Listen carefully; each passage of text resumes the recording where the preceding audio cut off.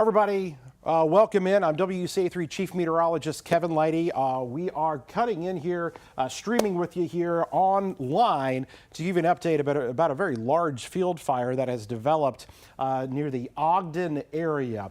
Okay, what you're seeing here behind me is the picture of that. And you can see off in the distance there, the interstate. Meteorologist Jacob Dickey is out there right now. A very large fire has developed here. We're just getting a bunch of people that are just now hopping on, so I'm going to give it a few more seconds here before I have Jacob give his live report. But he is in the storm tracker out there. That fire, again, really getting out of control on what has been a very windy day.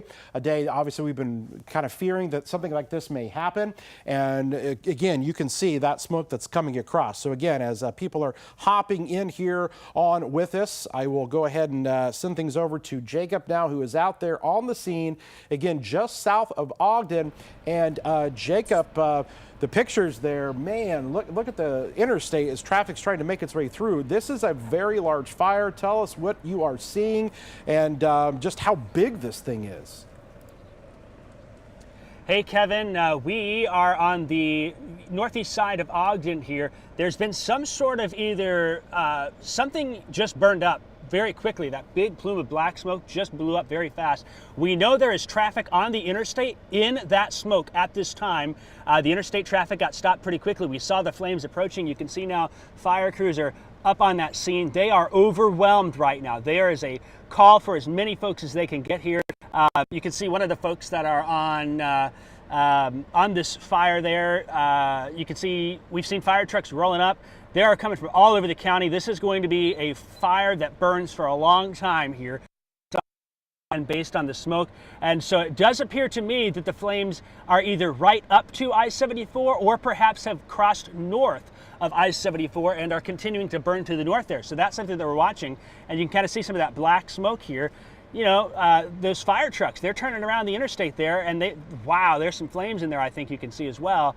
They're turning around, and there's some traffic heading westbound, but that traffic has been in that smoke. There's other traffic eastbound. State police are on scene, multiple fire departments on scene, aero ambulance, car ambulance. There's going to be fire departments from a large area on scene here. I-74 should be considered closed until further notice. Also, US 150 should be considered closed until further notice.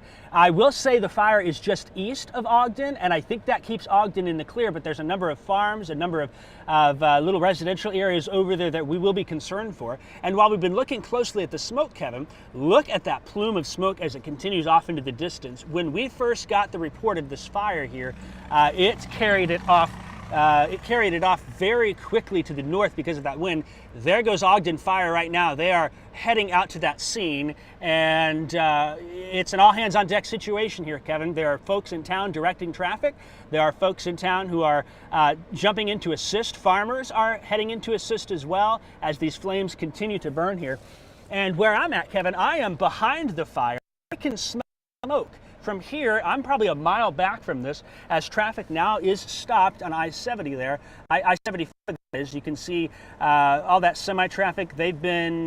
We've seen vehicles turning around on the interstate there, so they are heading out to fight this fire in just awful conditions here. Let's hope, Kevin, that they can get their hands on this fire. And I'll say this, while this is one fire that is happening, I've caught word of a few other fires in the area. There was an earlier fire down southwest of Arthur that was contained pretty quickly. Crews got a jump on that. There's also an active fire in the Chenoa area and others in Livingston County because of the dry and windy conditions. And this is going to be a long afternoon and potentially a long evening and night for firefighters here to the east of Ogden. Kevin, that's my report. I think what I'm going to do is I'm going to jump. Okay, we lost his signal there just for a second. Yep. No, yeah, go ahead. I think I was hearing you talk about kind of changing your vantage point there. I'll let you go ahead and do your thing for right now. We'll keep your shot up there. And again, guys, so we've got Jacob out there. I wanted to show something else because just to give a point of reference as to kind of where this is located. And so what I'm going to do is show you guys the map of this, okay, where all of this is located. And so this is Ogden right here. Now you can see along the interstate, you see where the red color is showing up. So here's Ogden, okay? You got Ogden right here. And so the interstate here, even parts of 150 that are covered up here because, again, this is a massive fire that is out there. And so it is coming across, again, just east of town, it looks like. So probably in the field there, just kind of south and east of Ogden there and near 150 in that area. But it's right there. So again, a very large field fire is ongoing as we speak in just near the Ogden area here. So you need to be definitely, heating things if you're over that way. Crews are on scene, as Jacob was just kind of mentioning there. We have got a lot of folks that are out there with us. I know there's a lot of you that are watching here on the stream. What I can also show you guys is the view from our weather camera here that looks all the way out there to the west. You can see just how much smoke is out there. I know it kind of blends in a little bit with the background, but you can see that there is even smoke that we can see from Champaign all the way there to Ogden. And Jacob, just for your reference here in a second, as you know, the news crew has been practicing for their election stuff, so they're about to do that. So I'm going to let you give me one more report that's out there and kind of show us that fire again from your vantage point. But we will probably keep your shot up, but have to relinquish control here so they can do their stuff in the studio. But so go ahead and get to the next vantage point that you want to kind of show off. And I know you're kind of coming up there. So here's his shot up in once again. It's coming across I-74 there. You can see there on your right. So he's going to be getting back on the interstate there. So this is going to be just to the east of Ogden. So when he kind of turns back there, you're going to be able to see that that fire there that has contained a very large chunk of just east of Ogden. And so when we get his shot back up, we'll show you that again. And then Jacob will let you do live report. We've got almost 1,000 people watching here on the live stream right now. So I want to give you the opportunity to get where you need to be to check things out once again. Again, very large fire that is coming across. And there again, there's his shot as he is coming in. Several departments are responding to that area. You can see the trucks that are rolling by him right now. Again, I-74 is flat out pretty much considered to be closed down right now because it's so close to the interstate there as it's coming across. So probably, and Jacob, you can let me know, is the fire as south as 150, or is the fire north of 150 between the interstate? Yeah, Kevin, when we first came up to the scene, the fire started south of 150, and it may have started a couple of miles south of 150. There are flames now that I can see right up to Interstate 74, and I'm kind of pushed to the right there, still trying to drive up. This is something where this is reminiscent of fires that you see out in the west in the Great Plains with a pretty substantial situation here. So police is here. We've got officers from Champaign County Sheriff on scene. I do not know yet if the fire has jumped I-74 from my vantage point, but it is burning right up to it here. And we've got folks that are more than likely in these homes and farms downstream from this fire, probably evacuating. I think the sheriffs are here knocking on doors on this little these couple of farms. I've seen some of the police cars turn around here. You can see they've pulled in, and right there is one behind this farm. So more than likely they are ready to get people out as quickly as they can. All right, Kevin, I'm going to come up here about another mile, and I'm going to be able to turn to the right and get a better vantage point here. And I've got fire trucks coming in behind me here. More departments continuing to respond to the scene, and there goes right now. That's Philo. Philo has made their way over here. I know that Homer, St. Joe, Royal, Ogden are on scene, and this is a dangerous situation for folks that are on the interstate. I don't know how folks are, but there are trucks and vehicles that were in that smoky area. As this continues to unfold here now, we're going to be continuing to update. Just to give you a vantage point here, Kevin, I am 1 mile east of of Ogden there. Route 49 hits the interstate and goes over. This is going to be the Vermilion County line, actually. And you'll be able to see here as I turn to the right, we get an idea on what's going on. So there we go. It looks like the cornfield in front of me is actually on fire. The fire has crossed I-74, Kevin. The fire is over I-74 at this time and continuing to burn. It does not look like it's that much farther over, but the standing field in front of me there are corn burning on it now. Let me reset that camera real quick. My joystick's getting a little stuck there, but there is flames now over I-74 here, and you can see fire crews are pulling in. I've got another truck coming down behind me here, and so we have seen that flames have crossed I-74 at this time. I will say this, the next field ahead of this does not appear to me to be a field that would burn as easily. There's some green vegetation on it, maybe some winter wheat or something of that. But there's standing corn in front of me that I see those crews around. They're putting water on it now there, if you can see, for this fire that is now probably crossed 2 to 3 miles, Kevin, based on what I'm seeing. It's hard to see. Can you see that truck back there anymore, Kevin? I mean, they're in the smoke now. Yeah, that's pretty incredible there. I can see that is thickening up even more. There were some people in the chat. I'm not, I can't confirm this, but they said that they're actually sounding the sirens in Fairmount, telling people to leave town. Would that make sense as to what you're kind of looking at there?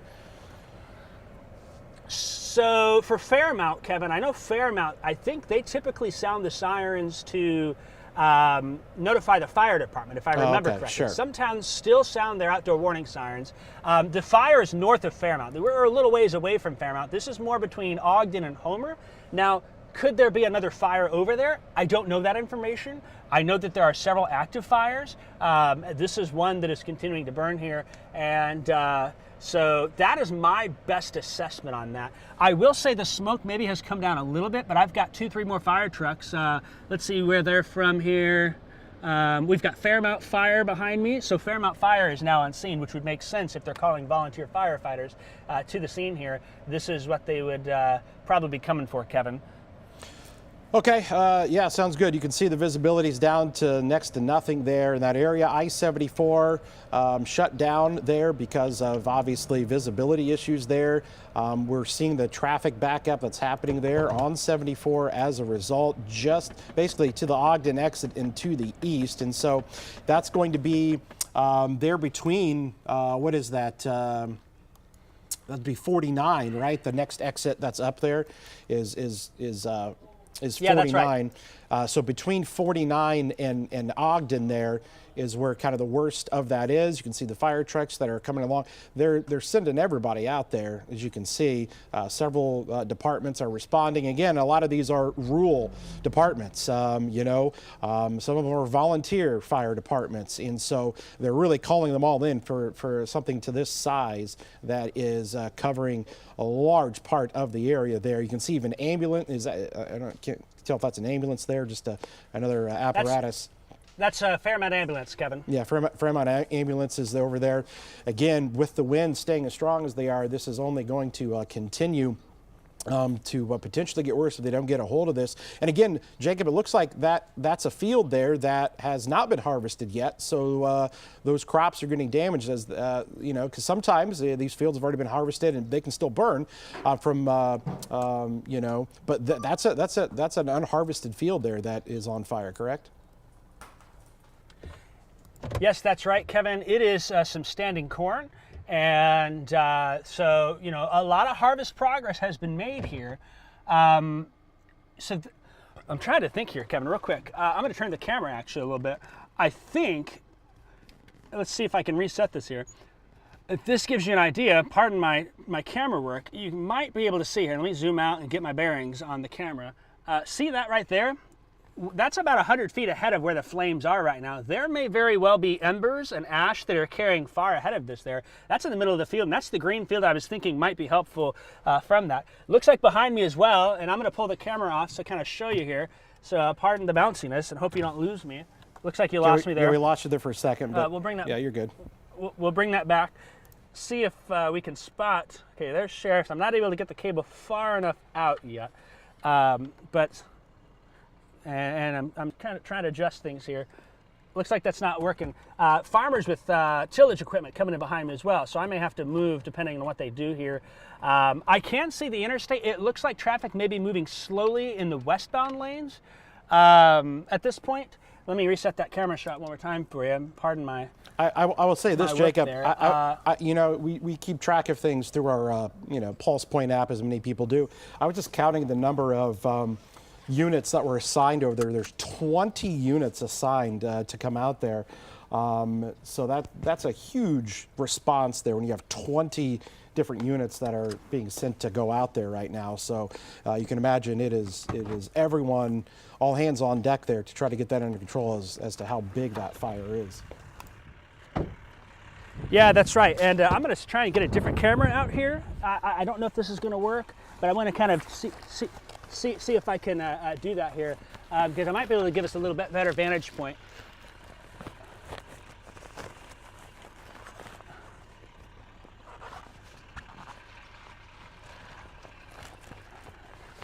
All right, Kevin, are we still on me by chance, Kevin, or are we still on digital? What's our status right now, just so I'm aware? Yeah, sorry, Jacob. No, we're still on. We're keeping your shot up there, and if you could just go ahead and continue there just for a few minutes, and I'll get back to you here in just a second. All right, sounds good. I'm going to stick in the car then. It looks like to me, perhaps from my vantage point now, I-74 traffic is very slow in the westbound lanes and perhaps the eastbound lanes, but I would suggest that with this, perhaps what we're seeing here is perhaps crews are getting a jump on things. There was a bunch of fire trucks on the south side of the interstate. Right now, my location is 1 mile north and east of I-74 here, and this standing field may have some corn burning on it. We've seen some light puddles, a little bit of smoke in the field next to me, so we're watching for embers and things of that. But maybe at this point, there's enough units that are starting to contain this blaze here, and you can see how hazy it is up there with that smoke coming on through. But it is so windy out here that the smoke is just moving at a very quick rate is what we're looking at. So I'm going to try and move forth a little bit here. And as I do that, maybe we'll get a slightly better vantage point, a little more understanding on what's going on in the field up here. Again, kind of looking at the interstate traffic, I can make it out. It is either very slow or not. Wow, okay. So there may still be some new active flames that are going up as I see things are burning quickly here. So we still have active flames that just had to move forth to get a view around those trees there. And you can see the smoke in the distance there in this field. And so this is going to be where they're coming next as they continue to watch things. And a new flare-up in this cornfield, this standing cornfield, which means we're probably going to get a lot more activity here before long. Firefighters are in the field next to me. They're stamping out. It looks like some farmers are stamping out some of those burn spots that have picked on up. But by chance, Kevin, wow, can you see this vantage point, Kevin? Yeah, this is incredible video here. Yeah. There is embers and there is corn in the air right now, and we're getting a lot of that smoke as well coming on scene here, so we may not stick here much longer, but this is flaring up very quickly yet again, and we'll probably have to relocate before long. I do know the flames are now north of I-74. Wow, can you see? Look at all that, Kevin, all that debris coming through the air. I mean, it is burnt corn, it is burnt stubble from this fire that just flared up again here, so definitely farmers are going to have their hands full, and they are now working to protect structures. Behind me, I see them setting up for a shed. They're working to protect that shed because it is straight in the line here. To my right is, wow, this is just incredible video here, Kevin. To my right is a little forested area, wooded area. There is a barn shed behind me. They got a tanker truck ready, and this smoke is growing out of control very quickly again, Kevin. Let me send it back to you for a minute, Kevin. I need to get my bearings and figure out where I might need to go next because this fire is picking back up quickly. Yeah. Just stunning video that we're seeing right now. Yeah, no, go ahead, do what you got to do there. We're sticking with this here, Jacob. So we're gonna stay on with you guys. Okay, so what I'm gonna do is I'm gonna turn off his mic there for a second. But look at his shot there. Boy, that's coming. Boy, he's in the thick of it there. Take a look at that. He's right near where that fire is, and you can see just how close he is to that area. That field is going up right now.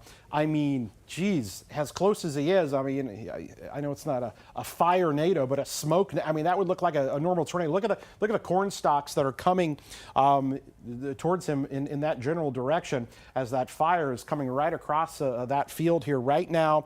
Again, this for those just tuning in, again near Ogden, and you can see the fire there that is through this unharvested field, and look at all the stalks there that are kind of coming. Right. Okay, Jacob, I see you waving there. Go ahead, bud. Hey, firefighters are running out of the scene here. They are evacuating this road right now. They're telling us to back up. I just saw one come running down in the ambulance, and so they are moving quickly to get out because the fire is burning out of control. So we're backing up as well. Going to turn around here, but it picked up real quick there for a second, and you can see all that debris in the air. And so as I back up here, I'm going to turn around in a second, but wanted to let you know that they are now telling folks on this road here to get out of here before it gets even closer. Kevin, back to you. Okay, perfect. Got you there, Jacob. So Jacob is now going to obviously make his way, get to a better vantage point there. But you can see just how quickly the smoke is kind of kicking up across the area. And again, you can see that that he's coming across the field, so he's having to change up his positioning. As you can see with that thick smoke that's moving through the area. Again, parts of I-74 are closed down right now. Again, that field fire, again, they're even the units that are responding, they're having to reposition their stuff as well. And you can see, wow, you can look at the sun there that's kind of peeking through. You can see the corn stalks that are kind of coming right at them as that field is continuing to burn. And boy, Jacob, he's right there. You got to make sure that you're in a safe spot there as well. But you can see it's kind of, yeah. Camera. No, your camera just went out. Camera went out. Okay, camera's out. Jacob can't see anything. There we go.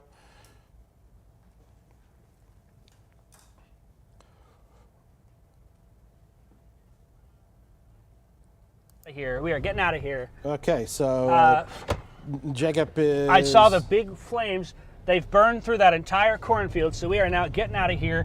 They're approaching now. We're on the Vermilion County line, 1700 north, and we are on about 1 mile north of I-74 here. So the smoke is burning out of control. There's a house here. Firefighters are spraying it down here in the corner to get water on it, and they are continuing to move. So I'm going to keep going north, but the flames were so fast, Kevin. They were incredibly fast. Let me put on the rear camera for you so you can kind of see it. They burned through that standing cornfield so quickly, which was just unbelievable to see here. And in front of me now, you can back and see as we get the things adjusted here. Here comes a farmer with till equipment. They're going to come through and start tilling fields and whatnot, and there is some room between here and the next standing cornfield, but there's another big stand of cornfield about a half mile north of where things are burning now. I tell you what, God bless our farmers, Kevin. There are so many of them now heading to the scene, and it looks like another one's in the field trying to plow this one up before the fire gets here. So this is a really fast-moving scene with flames now moving to about 3/4 of a mile north of I-74 at this point, and there are so many crews that are coming on through. You can see there, he's yeah, you can see tearing things up now. His goal is to keep that field. Yeah, so exactly, yeah. So like you said, there's so much that the firefighters can do there, but what those farmers can do is come out there and till that area, try to create a barrier to stop that fire from continuing to come across like it is. And so that's why there are so many other firefighters that are coming to the aid there. And again, we lost your camera there for a second there. I know you're trying to reposition and get to where you need to go, but so farmers from all over are bringing in their equipment to, again, create that line, that barrier to stop the spread of that fire from going any further. They take that thing, put that thing in the ground and rip it up and hopefully stop that. And so you can see it there, boy. Yeah, we saw you there right in the middle of it there, Jacob, and just how quick things went how quick that field went up there. It did not take long, and then again, you were right in the middle of it there, and again, you can see as they're trying to get a hold of it, but with these winds that are continuing to be at some 40, 45 miles an hour, there are still major issues out there. That is a wall of smoke near the Ogden area right now. Yeah, that's right, Kevin. We're about a mile north. I'm a half mile north of the road, and the fire is coming in close there, 3/4 to a mile. You can see that structure in the center there. That is the structure that they are going to work to contain and try and keep. I saw them spraying water on it. It looks like from where we were a minute ago, the thick smoke, and I have moved back a little bit, but they perhaps are getting some water in that field as well. I see some more trucks coming in, so they're relocating and repositioning to where these active flares are. But they are going to try and stop this fire before it can cross the road in front of me. And it is going to be, let's see, the road I'm on here, 1700 north. So their goal is to stop the fire from spreading across 1700 north. Again, I-74 should be treated as closed at this time. US 150 also should be treated as closed because of the fire in the area here. There was a standing cornfield in front of me. It flared up and burned very quickly. They may have it may have burned itself out, burned down completely, or they got some water on it, because I don't see any more of that thick brown smoke that's coming on through.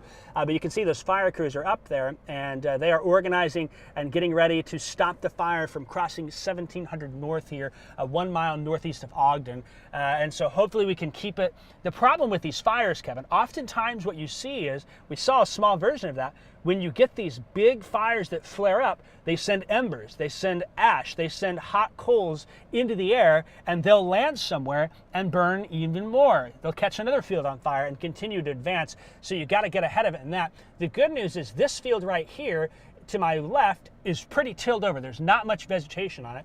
But I'm not sure if you're able to see, and you'll see my finger kind of right over here is a standing cornfield, and then immediately to my left is another standing cornfield. You don't want this fire to send those embers and jump all the way up here and start burning another mile down. There's a whole laundry list of farmers, it looks like, behind me that are continuing to watch this scene, and they're, I think, getting ready. You saw some of that tillage equipment coming in, and starting to see a little more smoke pick up there in front of me as well. We'll zoom in and keep you close on that, where perhaps it comes and goes. You can see the road. Look at all the debris just crossing. It is so windy out here today, Kevin. Big time winds, and again, you get out there, especially where now the fields have been harvested. That's free, open space and land. There's nothing to block the wind in those areas that are right there. But like you said, you can just see the tree. Look at the tree there off in the distance. As it's getting kicked around pretty good.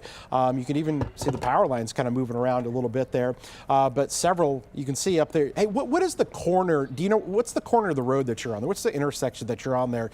Specific county roads there. Yes, so Kevin, I am on 1800 north and 0 east. This is the Vermilion-Champaign County line, about a half mile north of 74 that's in front of me, if that gives you a vantage point for where I'm at here. 1800 and 0. Okay, so you're just northeast of Ogden then, right? At 1800 That's right, yep. 0. That's right, yeah. Look at I'm going to zoom in here. You can actually see the tillage equipment working through the field in the smoke, perhaps. Yep. Those farmers are going through and tilling there. They're working all they can to keep this from spreading. Fire trucks are staging now. That tillage equipment, they are ripping up the ground. The goal, what you're trying to do, is to basically till the soil up, and you're basically taking the vegetation and running it down. So putting it into the ground so it's not as much exposed material, and they will rip through standing corn if they have to put out the fire. Oh yeah. Looks like we got fire crews that are going by now, and they're repositioning now, kind of moving up. I don't see any new, oh my gosh, Kevin, the fire is a mile behind me. This fire has spread. It is now behind me, Kevin. Let me get this turned around here. Oh my gosh, we were talking about the spread here. You are not going to believe what you're about to see, Kevin. Yeah, there you go. There it is. It has gone to that next field. Major advancement of the fire here. They are now racing to catch up. This fire has now probably burned 4, 5, 6 miles. Wow, that is not good here as this fire is now spread. It's jumped at least 1.5 miles over this field in front of me, Kevin. So new big flare up from this fire, going up. This is going to be up between... Southeast of Royal. Getting the idea here, 1900 and probably 2000 road there. We're not quite to Royal yet, but a new major expansion of the fire here as it continues to move to the north. So we're you're gonna head up essentially that way because this is where the new. Yeah, you're essentially on the county line of Vermilion and Champaign. You're going north towards Royal. Royal would be on the left side of your screen there, and on the right side of your screen would be into Vermilion County there. Is that correct? As you're traveling north there on 0, is that right? That is right. Yeah. So I can see the wind farm there. That's up between Paxton and down in northeastern part of the county here. There's a bunch of farmers that are positioning here. Firefighters are working through. This is, I mean, that just grew so quickly, Kevin, where, wow, you feel for what's going on here as the crews continue to maneuver and get in place. We just passed Homer Fire. They're kind of set up here. It's still burning behind me, but now this fire has jumped. And we're going to try and get up here and see what it is. I think it's the standing cornfield. Those embers went so far to where now we're up at the corner here of 1900 North coming up at County Line. And yeah, there you go. You can see some of that active flames in the standing corn there. So let me just pull over and position myself and get a shot of those flames for you, Kevin. That's standing corn. That's what it looks like. It'll go up quick. I know you lost my camera. Yep. There we go. You can see in there, this is what they're now having to work with and deal with is more issues like that as they're doing their best to contain it. But it spreads so quickly. It is so hard to contain the flames here. And to my right, we've got corn burning basically due right of me all the way up to the intersection here, about a half-mile stretch of it where this corn is dry, it is ready to burn, and unfortunately that is what we are seeing here with what's going on now. A new expansion of the fire in Champaign County. I think it's safe to say, Kevin, the numbers officially will be later. If the 120-acre fire was the biggest one Champaign County had seen maybe a week or so ago, it is hard to imagine that this one is not bigger already based on how many miles this has traveled here. And so that corn is now burning up pretty quickly here with flames about a half-mile south at 1900 North, now carrying off to the north and east. And what that was, Kevin, is all that ash we showed you when the fire exploded in front of us. Those embers carried on, lit this field on fire here, and that's what we're dealing with now as we continue to see this fire spread more and more. I'm gonna have to get over more. I got some tillage equipment coming in behind me and I won't get in their way. So allow me to just kind of You're good. cross the ditch here and Yep. get You're out fine. of their way. You'll see what they're doing. And You're there's good. a parade of fire trucks coming behind me too. So technically that's to the north. I know you're losing my camera. You're good. So technically that is to your north and east. So that's technically in Vermilion County. Would that field be in Vermilion County then? That is a Vermilion County field. That is correct. Yeah. And you can see off in the there's about- distance, we've had some people see, 1, asking 2. about where the wind farm is. You can see on the left part of your screen, his camera there, the wind turbines that are off in the distance, just to give you kind of some reference there. You can see those, and that's where those are located over there in Vermilion County. But that field there is going to be just north and east of Ogden now. And as Jacob was talking about, all of this as a result, most likely, of those embers being picked up, because again, winds are due south, everything going south. So this may have started, near 150, blew across that field, got over the interstate. Now it's north of I-74 and well north and east now of Ogden. And so if that would kind of continue, then you're talking about what places there, kind of a rural portion there of Vermilion County. But you're talking about east of Royal and near the Cal Ridge, wind farm there going off to the north and east. And so that's kind of his location of where he is at. As those of you are out there, we're being told that, again, that traffic is continuing to be kind of diverted off of 74 there, as I believe was the last report that we got from our reporter Amanda Brennan. I-74 westbound traffic rerouted to US 150 at exit 200, and I-74 eastbound traffic being diverted to US 150 at exit 192. Jacob there again on the scene showing us the live pictures. This is happening right now. You can see all of the different apparatuses, units that are responding out there at this time. And they're just driving out in the fields there doing what they can. But again, they can only do so much, putting water out there on some of those fields, but it's so big. Again, it does take those farmers bringing out their tillage equipment to try to get it under control. But unfortunately, Jacob, these winds aren't dying down anytime soon, and so this could continue to be an issue here through this evening. We were worried about this same scenario playing out this entire day. We've talked about it the last several days, and it is definitely coming to fruition here on this Tuesday afternoon at 3:30 p.m. So Jacob, will send it back over to you for right now and let us know what you're seeing. Sounds good, Kevin. Just to let you know some updates here that I've gotten. The other thing is now a bunch of Vermilion County fire departments are responding to this too. There's probably 30, 40 plus trucks out here or on the way. They've just called for more reinforcements from Vermilion County because it has crossed the county line. And so now the two counties of fire trucks are going to work together. The fire departments are.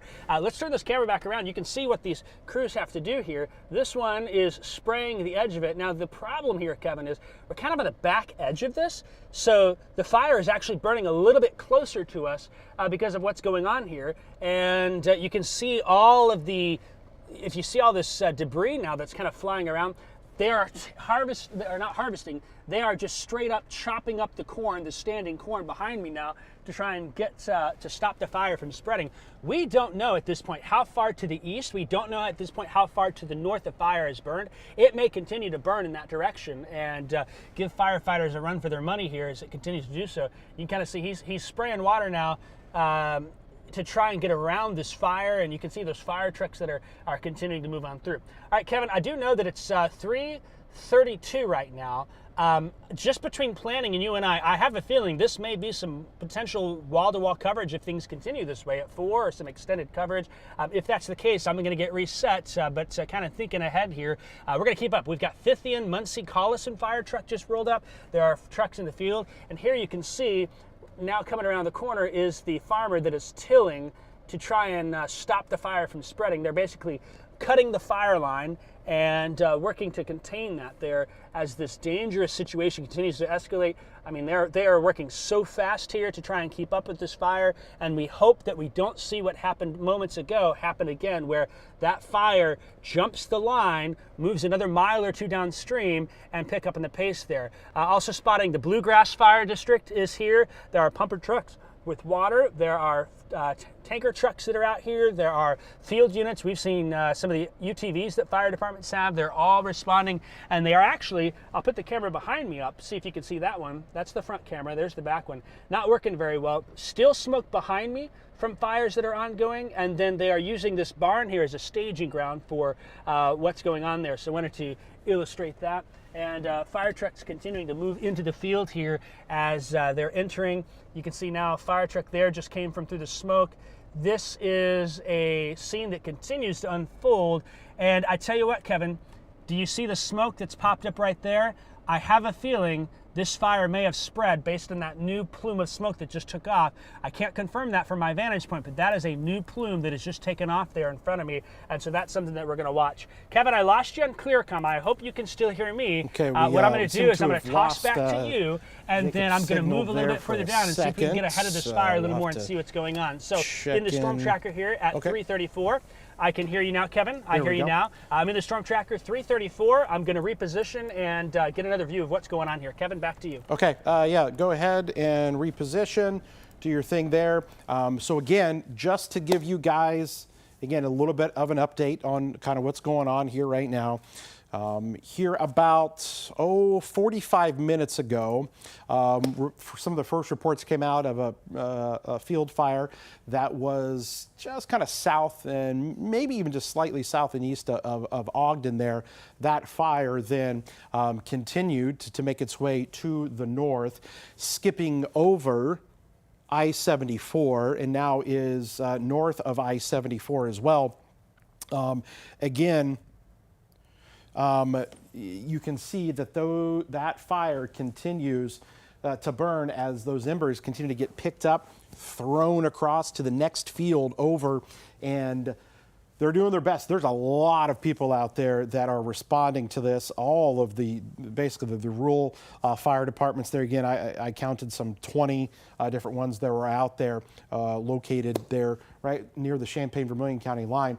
You can see how fast that smoke is moving across this county road here, as Jacob's been pretty much on that Vermilion-Champaign County line north and east of Ogden. And so the winds are really still kind of kicking up, and you can see picking up those corn stalks, blowing them. If they're burning, they get transported over to the next field. And it's unfortunate that the pattern just continues there.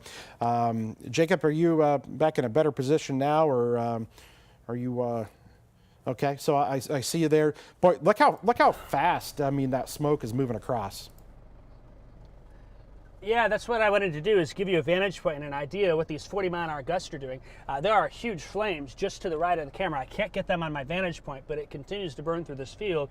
And I have some concerns that this is now burning further down based on what I'm seeing. I don't know how far, but the wind is so strong here that it is pushing this fire so fast. This is why we've pleaded with you to avoid burning. Now, we don't know the cause of this fire. It may have been a hot combine. It may have been a harvester, something like that. Accidents happen, things of that. But the fact that we are dealing with this situation now shows what those conditions have led to for us here, as it has. So, with that, Kevin, kind of watching this. We've got more fire trucks jumping the field in front of me now and more coming in behind. So I'm going to reposition again here. And I know you're talking with producers. I can hear you in my ear there. But we're going to go another mile up, and you kind of see how big that smoke is there. They are jumping to the next field. This is a really bad situation for us here as we continue to watch. Now we're at 1900 North and the Vermilion-Champaign County line, and we're going to cut a mile north because flames have jumped 1900 North now and are continuing to move to the north. I don't know how far, but we're going to try and get a vantage point on that here, Kevin. There's a farm that's tucked in there too. I can see an old corn crib and maybe a shed that's back there. That's going to be really concerning. That is in the direct path of this fire as it continues to burn to the north. So some sort of farmstead in the path of this, and all of that smoke is being carried to the north. I would be curious as well, Kevin, if you get a chance the next time I'm talking, I'm thinking visible satellite has to be picking up on this smoke, and I think it's probably carrying this smoke an excessive amount of distance here. This is looking more north and northeast, so in that general direction, way off in the distance, you're getting towards Hoopston and Eastlyn and Rankin and Bismarck. I bet there's folks over there that are smelling the smoke or seeing that smoke because it continues to move to the north and continues to be a problem here. So we're going to keep moving to the north. Looks like maybe it's not quite to 2000 North, but I see a lot of traffic up there. A lot of folks are maybe staging because the flames have jumped 1900 North, are not to 2000 North yet. The other thing is, I don't know if there's any NWS alerts that are issued for these types of things, Kevin. Are there any fire warnings or anything like that? We're kind of in some territory where we have not seen fire weather like this extreme in quite some time. So the dust storm warning was something new for us. You know, so far haven't heard any reports of that. I don't know if you have either, but you know, we're in some territory where about the worst case scenario is coming to reality, and that's what we're dealing with here. So I'm up to 1900 North now, and I think maybe it's 1900 North in Champaign County. I don't know if the numbers actually match up. So I thought it was at 1900 North back there, but we're gonna try and confirm that. I'm gonna cut to the east, Kevin. Yeah. I want to get more on the other side of the fire to give us a different vantage point. So I'm gonna move that way here. Give me a few minutes to reset, and then we'll check back into you here shortly. Okay, Kevin, back that's to you. fine. Yep, sounds good. We're gonna switch back over here. Okay, so again, Jacob's still out in the storm tracker on this field fire that is north and east of Ogden. Okay, so again, it started there, kind of south there of town, made its way to the north, and is continuing to travel to the north. And so the smoke continues. Jacob was asking about any alerts or anything. So the Weather Service has not issued any kind of specific alert itself. The Illinois State Police. Yeah, so Jacob was talking about the semi-traffic there. So there's semis on these county roads. So they're getting diverted. I don't think they're taking the diverted area that maybe the police were hoping that they would take. But you've got a bunch of semi-trucks that are on some of these county roads. There's not something you typically see. These are not farm semis, hauling hauling grain and whatnot. These are actual semi trucks. Yeah, out-of-state license plates there. So again, county roads are going to get jumbled up here with these huge semi trucks. They are causing some issues as well. You can see that again where Jacob is traveling there as he's on those back county roads. The fields he's at there have largely been harvested. That doesn't necessarily get you out of the woods yet because there's still a lot of corn stalks there. There's still some of that vegetation that can burn, at least pick up some embers, and it's kind of continue that domino effect from field to the next field there. But a lot of people that are out there and trying to do their best to get a hold of this thing, which continues to seemingly be not fully under control just yet as it continues to travel more and more to the north. Again, good. I mean, boy, Ogden was close there for sure. And I'm just kind of looking at some other things. This can be completely unrelated, but it looks like there's a crash on I-74 just before St. Joe, and it's got I-74 eastbound really slowed down there. I don't know if people were looking at the smoke and fire and had an accident there, but it looks like there's something separate from this that is now kind of west of St. Joe, coming into the St. Joe exit there. It looks like there's an accident of some kind as I'm looking at our traffic maps. But as of right now, again, basically, you go north and east of Ogden. Jacob, have you made it to 49? Are you as far east as 49 yet? Not yet, Kevin. I am 1 mile to the west of that. In fact, if I pan the camera, I don't have the ability to do that now, but if I were to pan the camera over, I can see all the semi-traffic going north on 49, heading up towards Rantoul, Rankin areas and things of that. And so that is kind of what's going on there. I'm going to turn here, kind of a different vantage point. There is another field that has just kind of caught fire in front of me here, and I could see more flames, so it continues to spread.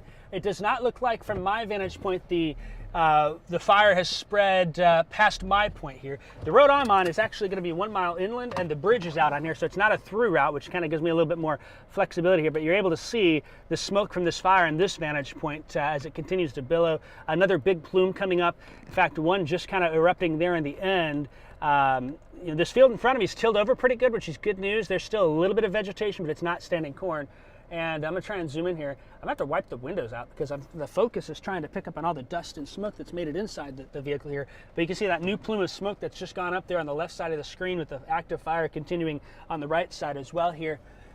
And so that is what we're going to deal with here for much longer. I can see it in the smoke. You may not in the camera, but there are farmers in tractors, tillage equipment that are continuing to move on in. They're continuing to try and cut things down there. Let me clean my inside here a little bit because it's caught some of the smoke and whatnot.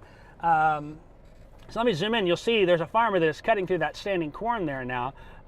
You can see him working his way through there with this fire continuing to burn, and more of that corn is going up. It is so dry, it is just like tinder going up in a fire. And I am at least, I tell you what, Kevin, I am at least a mile or two away, probably closer to 2 miles, and I can see flames over the corn at this point from this fire as it continues to move to the north and east. And the concern is with this new big plume of smoke coming through is that this is going to carry embers to the next field and the next field. At what point does this stop? We don't know. Firefighters have been working hard, but it is very clear that this fire is picking up here and continuing to burn. Kevin, I need to fix a few settings on my camera at this point, okay. Do a little work. So I'm going to send it back to you, but I'll be sitting here for a little while longer because we'll be able to see the field burn up here, and I've got a good escape route out of here. Eventually, the road behind me, folks are not going to be able to drive in that with the smoke coming on through.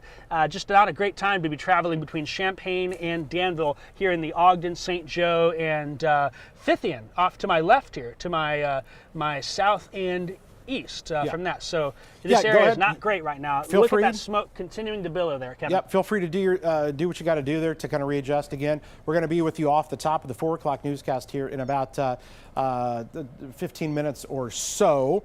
So we will be sure to check in with you here in a second as Jacob is over there doing some things with the camera. I just wanted to show you, so this is our view from our camera here in Champaign. it just looks like haziness out there. But you can almost tell kind of a distinct difference there of, the blue sky, and then it just becomes kind of gray. It's kind of tough to see, but it blends in. But you can see this from Champaign. If you look to the west, you can see that out there. So again, the fire continues to burn out here. Smoke plume extends about 25 to 30 miles on visible satellite from Ogden towards Wellington up to Hoopston. So that smoke is now getting carried all the way northward towards the Wellington and Hoopston area. This from the National Weather Service, as they're saying that they're seeing that smoke plume on the visible satellite. I'm going to see if I can't pull up a visible satellite image here and see if we can see any of that on our own views as well, because again, this is such a large area that is kind of being impacted here, and those winds are really kind of getting carried, or the embers there in the smoke it's going to keep going, because we've got 40-mile-an-hour winds that are out there. As a matter of fact, if I can pull up those current wind speeds for you, we'll throw that on the screen. And so now we're looking at currently in Champaign, as this pops up on the screen for us. Give me 1 second here. 44-mile-an-hour winds in Champaign. So that is a big issue when winds are that strong. 44 in Champaign and 40 in Mattoon as well. Are you guys ready? Okay, so give me just 1 second, guys. We're going to regroup with you, and we're going to keep the stream up here, and we're going to continue to show you this live view of this fire. Have a full report coming up here at 4 o'clock, but give us a second here, and we'll be right back with you here in just a few minutes.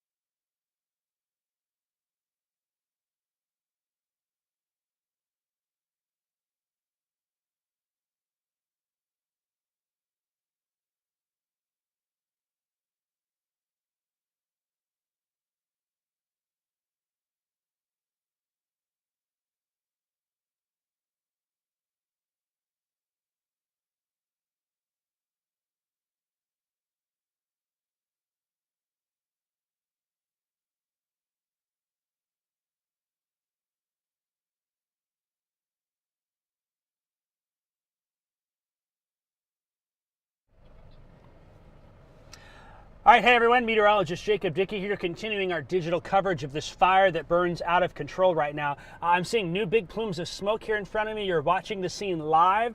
This is going to be northeast of Ogden by about 3 miles. If you look to the left there, off in the distance, you can barely see the water tower, about the left third of the screen. But right in there, I know there's a farm there. There's a corn crib and a shed that I passed by. I have no idea what's going on with that, but it is where that heavy smoke is, and some of this big, thick smoke billowing up is likely that standing corn that's been around that there. Some good news, perhaps, for the most part, it looks like down towards the Ogden area, looks like more down there. Perhaps the fire has been contained, but the leading edge continues to advance. And the concern is here with this new batch of smoke coming through. There's full of embers. It's full of heat, full of hot ash and things like that. This will land in the new fields that are filled here. So we are hoping that this fire doesn't jump. It did it once. It jumped 1.5 miles, sent embers into a field. There is another field off to my right, and so that is something that we're going to watch to see if that continues to spread. But there are farmers in there. There are firefighters actively working to contain this blaze. And there is still a little bit of smoke and haze towards Ogden, but it seems like the back edge of the fire has been contained, and that leading edge continues to move to the north here. We moved from behind the fire to the other side here, kind of to the east side, looking down towards I-74. It does appear that I-74 is at a standstill from my vantage point, and traffic is being diverted off at 49 northbound. Traffic also is being diverted to the west of here.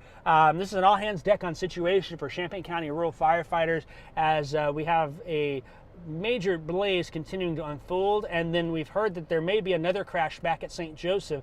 Unknown the cause or what that is, but likely some sort of traffic congestion that led to this series of events that has unfolded for us in eastern Champaign County.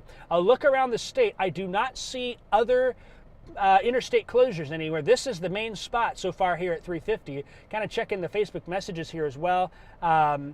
You know, you're able to see the smoke from all over the place from this, and continuing to see the fire spread here. I know when I got on the interstate in Champaign to head this direction, I could see the smoke, and that was something that almost shocked me a little bit by how big it was, and getting up close, it has proven itself to be just as big here. I think, Kevin, maybe you're back. Are you able to take over? You're okay. So the road that I'm on here, I'm gonna tell you the road that I'm on real quick. Get kind of updated. I did cross into Vermilion County. I am just south of the intersection of 100 Road East and 2000 North Road. And when it comes to Champaign and Vermilion counties, the roads are actually offset by a mile. So Vermilion County goes a further mile south of Georgetown there. So it's 1900 in Champaign County. It's 2000 in Vermilion County here, which I thought was what I was dealing with. The road to my south, 1900 East. Yes, correct. The road to my south, 1900 East in Vermilion County, it'd be 1800 in Champaign County. There's fire trucks that are down there. There's a long line of traffic trying to get through, but they are semi trucks that we saw trying to get through. They are stopped. A fire department and police are stopping them down there as they're trying to contain the blaze here. That smoke still billowing. I'm keeping an eye behind me. I mean, the smoke plume. Why don't I just turn around real quick before I toss to you, Kevin? You'll see how far north that smoke plume goes. You said, what, 25, 30 miles? Every mile of that, as evident as can be here, as we show you there the view as this goes to the north and east. This major fire ongoing here in Champaign County. Kevin, I'll send it back to you. I might try and reposition a little bit, get set for the 4 o'clock, and we'll check back in with you soon. Yeah, I'm going to let you get in position there. You're going to be on in about 7 or 8 minutes here. So we'll at least, I'll keep his shot up. His audio is off for now. We will, again, we're getting ready to go into our newscast here as well here in just a few minutes at 4 p.m. So those of you that are watching here online, you can tune in to WCIA here at 4 p.m. and we're going to continue that on First News at 4. Again, we've been streaming here for about an hour with this massive field fire that is ongoing and still going. We're being told that they're still asking for as many assets as they can get out there because it continues to kind of get out of control. Again, I'm just showing some of our weather cameras here that are in Champaign. You can just see look at the haziness that is like off in the distance. I know it's kind of tough to see here because it does kind of blend in here with the sky a little bit. But if you look to the east, you can definitely tell a distinct difference there from the blue sky, and then just like this settling of dust that is in the lower, a few hundred feet there off of the ground. So again, continuing to monitor things here closely. You can see Jacob shot there as they are out. The haze there through the sun that continues to show up. You can see that we're definitely looking at, still a major issue out there as firefighters are on scene. Those tanker trucks that are trying to bring water out there, that you can see right there as they're trying to till that field to basically create kind of a fire break there, hopefully, to prevent that fire from spreading any further. Again, we're about 5 minutes away from our newscast here. I encourage you guys to hop on to our live stream, to WCIA, whether it is on television there. We're going to be on there broadcasting here in just a few minutes, and that's where you can get kind of a full breakdown of everything. When we get into the newscast, we kind of lose the same ability to do the streaming stuff here, but we can do it from a better production value, essentially. And so we're going to give you that feed on here. So I'm going to be switching over to that here in just a few minutes, and you're going to either you can watch us on TV or continue to watch us here on the stream. Be sure to share this live feed with your friends and family, especially if you live anywhere in the Champaign-Vermilion County area, so they kind of know, because again, traffic is backed up. As a matter of fact, I'm looking at some big time, maybe some closures or something that's going on I-74 now. Eastbound, yeah, there's some activity. It looks like a crash that's west of St. Joe. And so anywhere between, boy, you get east of Champaign-Urbana, you get to St. Joe, and it is super backed up. And that stretches all the way east of Ogden now, basically to Fithian. So from the Fithian, basically from Fithian there, that exit that goes north on 49 that stretches all the way back a couple miles west of St. Joe, I-74 is pretty much shut down or kind of at a standstill there in a lot of little areas. So that's kind of what we're looking at here right now. Again, we're a couple minutes away from kicking things off here with WCA3 First News at 4. I-74 is closed down. They're trying to reroute some of the traffic there. 74 eastbound at milepost 196. Traffic's being diverted eastbound to milepost 192 to try to get on to 150 there. And so you should definitely be using caution when traveling in this area as this large field fire continues to spread off to the north. So we're getting ready for that here.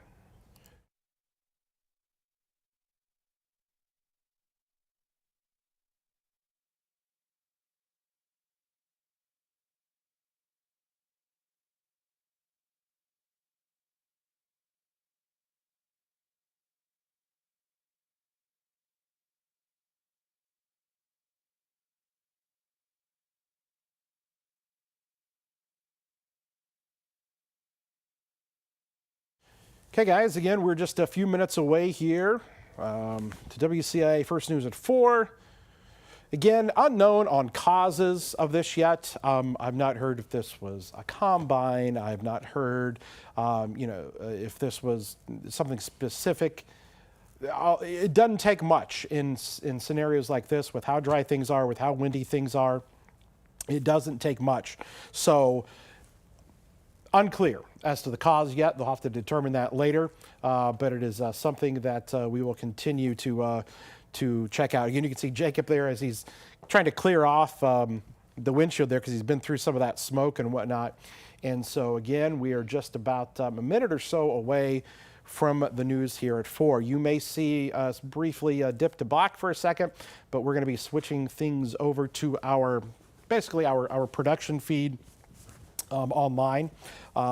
So we will be back with you here in just a moment as we bring you our live broadcast here at 4 o'clock as we continue to bring you the latest on these field fires. Hopefully everybody that's tuned in here on the live stream still with us and will stick with us here. Just trying to get out as much information as we can regarding this as we are live on the scene in the storm tracker.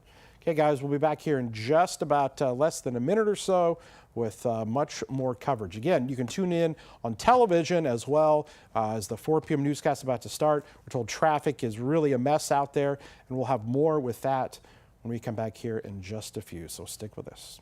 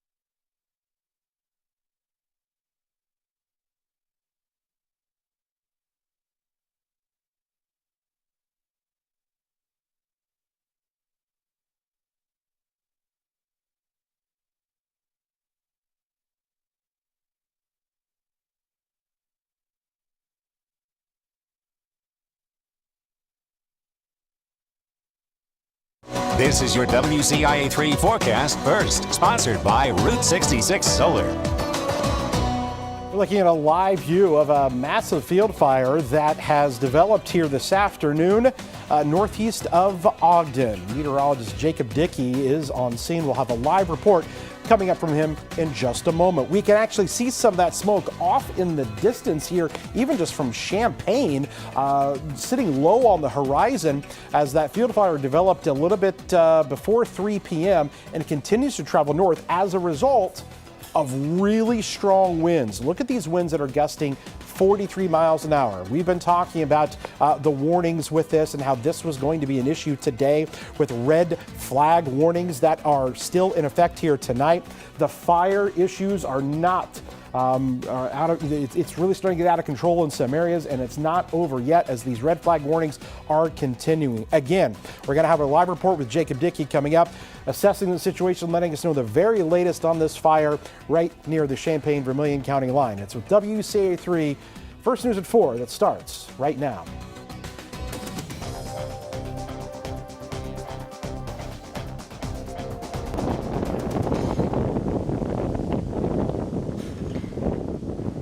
Strong winds like that and dry weather is strengthening a big field fire in Ogden right now. Parts of central Illinois are under 2 weather warnings. Dust storms are also a big concern. Good afternoon and welcome to First News at 4.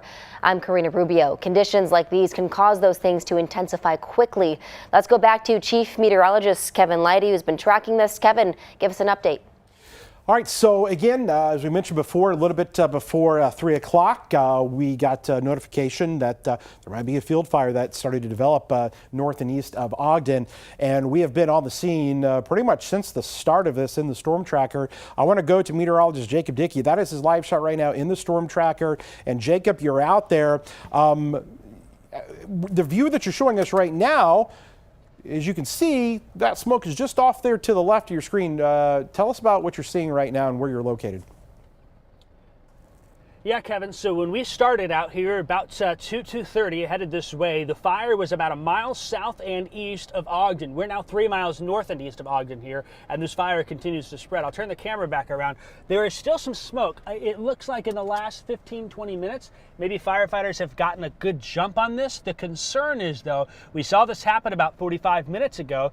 It looked like they were able to control things a little bit on the scene, but the embers and the wind continued to carry to the north and to the east, and that helped to spread this fire even more. And so that's something that we're watching here. You can kind of see, I'll zoom in to some of those tractors that are out there. There is still smoke, but we're seeing a lot better vantage point of this as multiple fire departments continue to fight here. A lot of crews, you can see here, they're pulling tractors with tillers on them to till the ground up.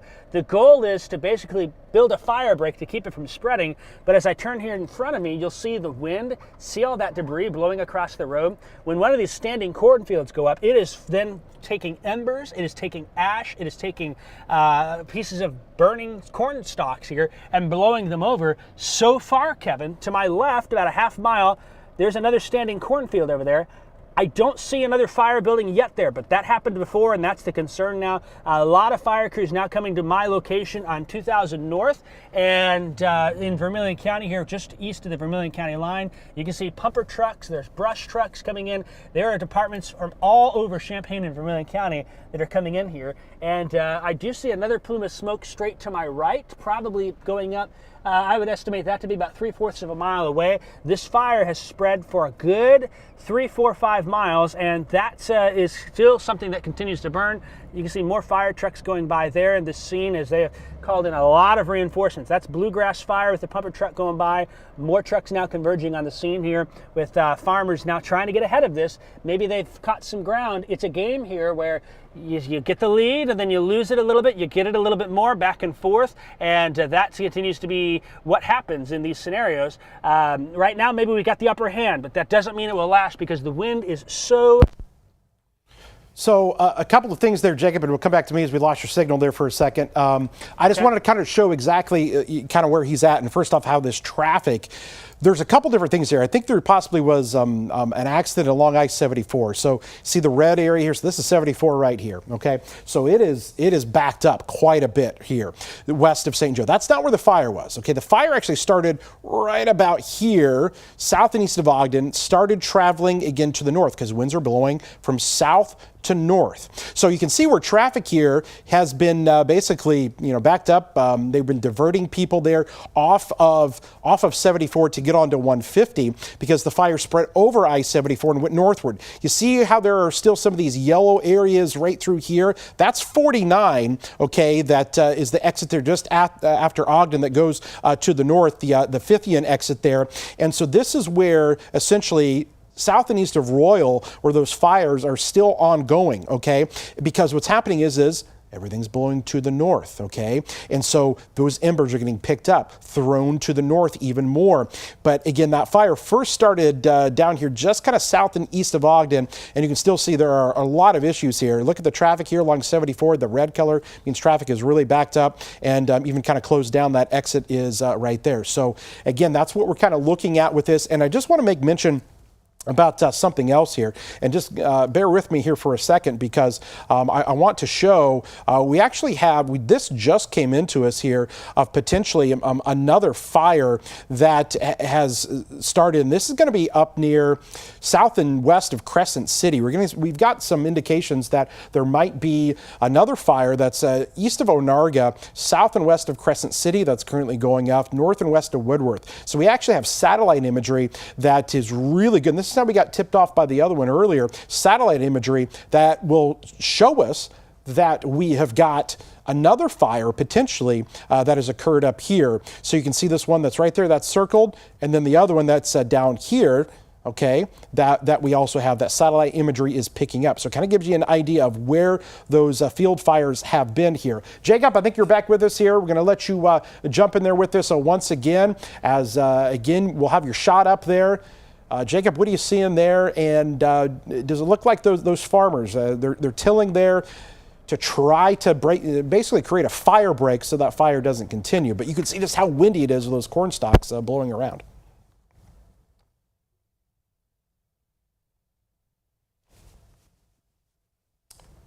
Okay, so we don't have his audio there right now, but we've got to we can just go ahead and keep his shot up. I can talk over his shot there as again that field fire continues. Again, this is going to be north and east of Ogden. This does start to really get into a lot of fields there. As far as any towns itself, again, this is going to be north and west of Royal. Or I should say, Royal is northwest of where this fire is. As of right now, not seeing anything getting up there into any towns itself. The next kind of closest town to any of this is going to be like the Collison area. That's going to be something. Well to the north of that is the Armstrong-Potomac area. But you can see there, we've got Jacob's audio back with us. Again, Jacob, just go and talk to us what you're seeing there right now with those farmers. Yeah, Kevin, I think we've made some good headway on this fire. Now, I still see some smoke to the right. I don't think I can turn the camera far enough. You can see some new flare-ups trying to go up, but there's enough crews out here that they might be getting a jump on this, which is some good news. And the farmers are the heroes of this as well. The firefighters and the farmers. So many farmers had tractors ready for a day like today. They hitched tillage equipment up, and they're out tearing up these fields. The goal is you're trying to eliminate or lessen the amount of dry and dead vegetation that's in place. You're trying to throw it under the soil, and that's what they're doing out there. The smoke has come down a lot from this fire, but I know later tonight we're going to have more of that video if you missed it with what's been going on. And the other good news from what I can tell here, Kevin, I know you lost my camera again. It'll pop back in and out. Sometimes it just does that with that. In front of me, not nearly as much smoke. And to my left, I don't see any new ignitions, which is good news. There is a standing cornfield about a half a mile to my left. That'll be to the north. And we had an issue where it seemed like maybe we were getting ahead of it. And then the embers carried to the next field. And they lit that next field on fire. Look at the debris going across the road here. Look at how windy it is out here. The conditions are not good on a day like today for these fire weather potential. It has come to fruition. Still seeing some pockets of smoke to my right as I look back towards Ogden. This fire started southeast of Ogden, and we're now about 3 miles north of town here, with those fire crews continuing to try and stop it every mile after mile and get ahead of it in the fields there. So that's my report from here, Kevin. I'll try and readjust a little bit. I got a little spot I think I can go, but I tell you what, the other thing, you were talking about traffic. There is so much traffic that I can see backed up on 49. That's about a mile ahead of me or so, and then there's a lot of traffic as well being diverted on the interstate that I can see. At one point, there was thick smoke and flames on the interstate with traffic right there next to it. And so we watched that unfold on our digital stream as we started this afternoon around 3 o'clock or so, and we've been continuing to bring this coverage for you. Let's hope, Kevin, there's not more fires like we've had today here in eastern Champaign and western Vermilion County. Live in the Storm Tracker northeast of Ogden, I'm Jacob Dickey. Kevin, I'll send it back to you. All right, so Jacob's going to stay on top of that. Again, just another recap here of where kind of traffic is backed up. If you've got friends and family that are out there, 74 eastbound, especially from the St. Joe area, that could be unrelated to possibly a traffic accident, but the area where this fire started again, down here near Ogden, okay, and then continue to lift off there to the north. You can see all the traffic there that is on 49. See the backed up traffic there that is on 49, the 50 and exit there. So again, all along there is where traffic is still either at a standstill. Again, we're still watching his live shots there as the farmers try to get out there in those fields. And we'll just say this, again, there could be additional fires that are forming. We talked about the one up into Iroquois County because it is still just so windy. And again, if you look anywhere off to the north and east of Champaign, you're going to see a low layer of smoke that is kind of sitting there.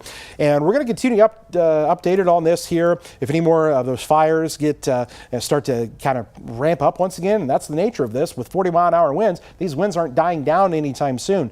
So we're not out of the woods yet. We may do this again tomorrow, Karina. That could be a bigger issue for us as well as those winds stay up. We don't get rain in here until very late tomorrow night and into Thursday. So we're under the gun here. So please don't do any burning. And again, we don't know the cause of this yet. We don't know if this was, started from a combine. We don't know any of those details yet. This literally happened about an hour and a half ago as it kicked up. We'll try to, decipher what that was. But regardless, farmers are out there, first responders, firefighters doing what they can to help control this to the best of their abilities.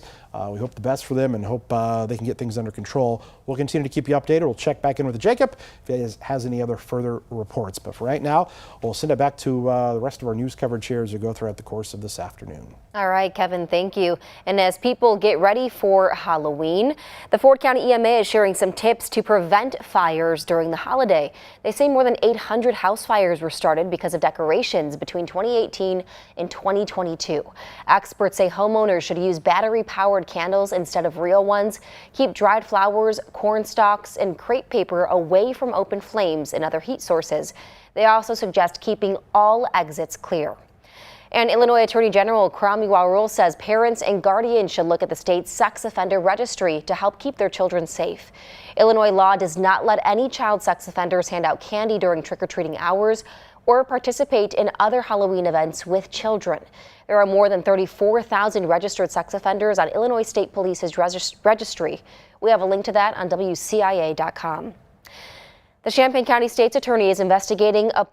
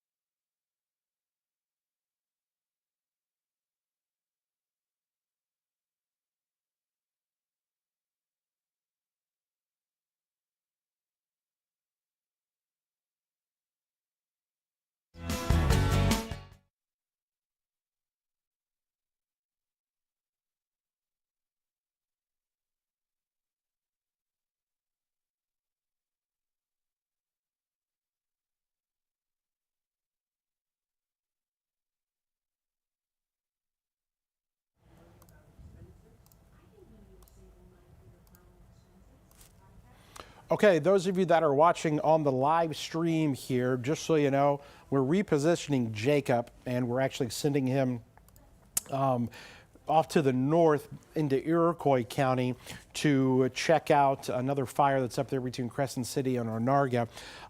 So we're going to let him get up there. I'll keep the stream going because I know there's still a lot of you that are watching, and I'm just going to turn on our newscast for right now because we're going to do another hit here coming up here in just a little bit to talk about the weather, and we're going to re-rack some of the video that Jacob had when he was on that initial fire there in Ogden when he was right kind of in the thick of it. So that's going to be coming up. So again, some of you are watching on the live stream. Again, this is kind of, it's a fluid situation. We're trying to do a newscast, while we're trying to do our streaming on social. We're in the middle of both. We're in the same place that we do all of that. So you're going to see kind of portions of this kind of come in and out. Again, you can still see off in the distance just that smoke plume that's out there east of Champaign-Urbana. So again, I'm just going to switch this feed essentially over to our first news at 4, basically the live feed, the feed that comes straight from the control room. And so you're going to get a little bit of news in there, but then we do have another weather hit that's coming up here in just a little bit. Again, Jacob is on his way up into Iroquois County to check out the next fire that's up there and assess the situation for those that are up that way. Again, just an FYI, we possibly heard of an accident on Homer Catlin Road from not too long ago.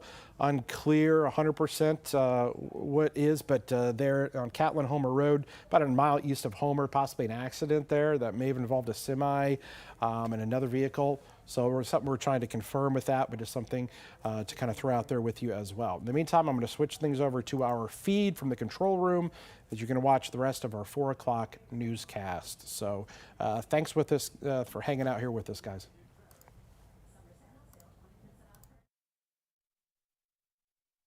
You're watching your local news leader.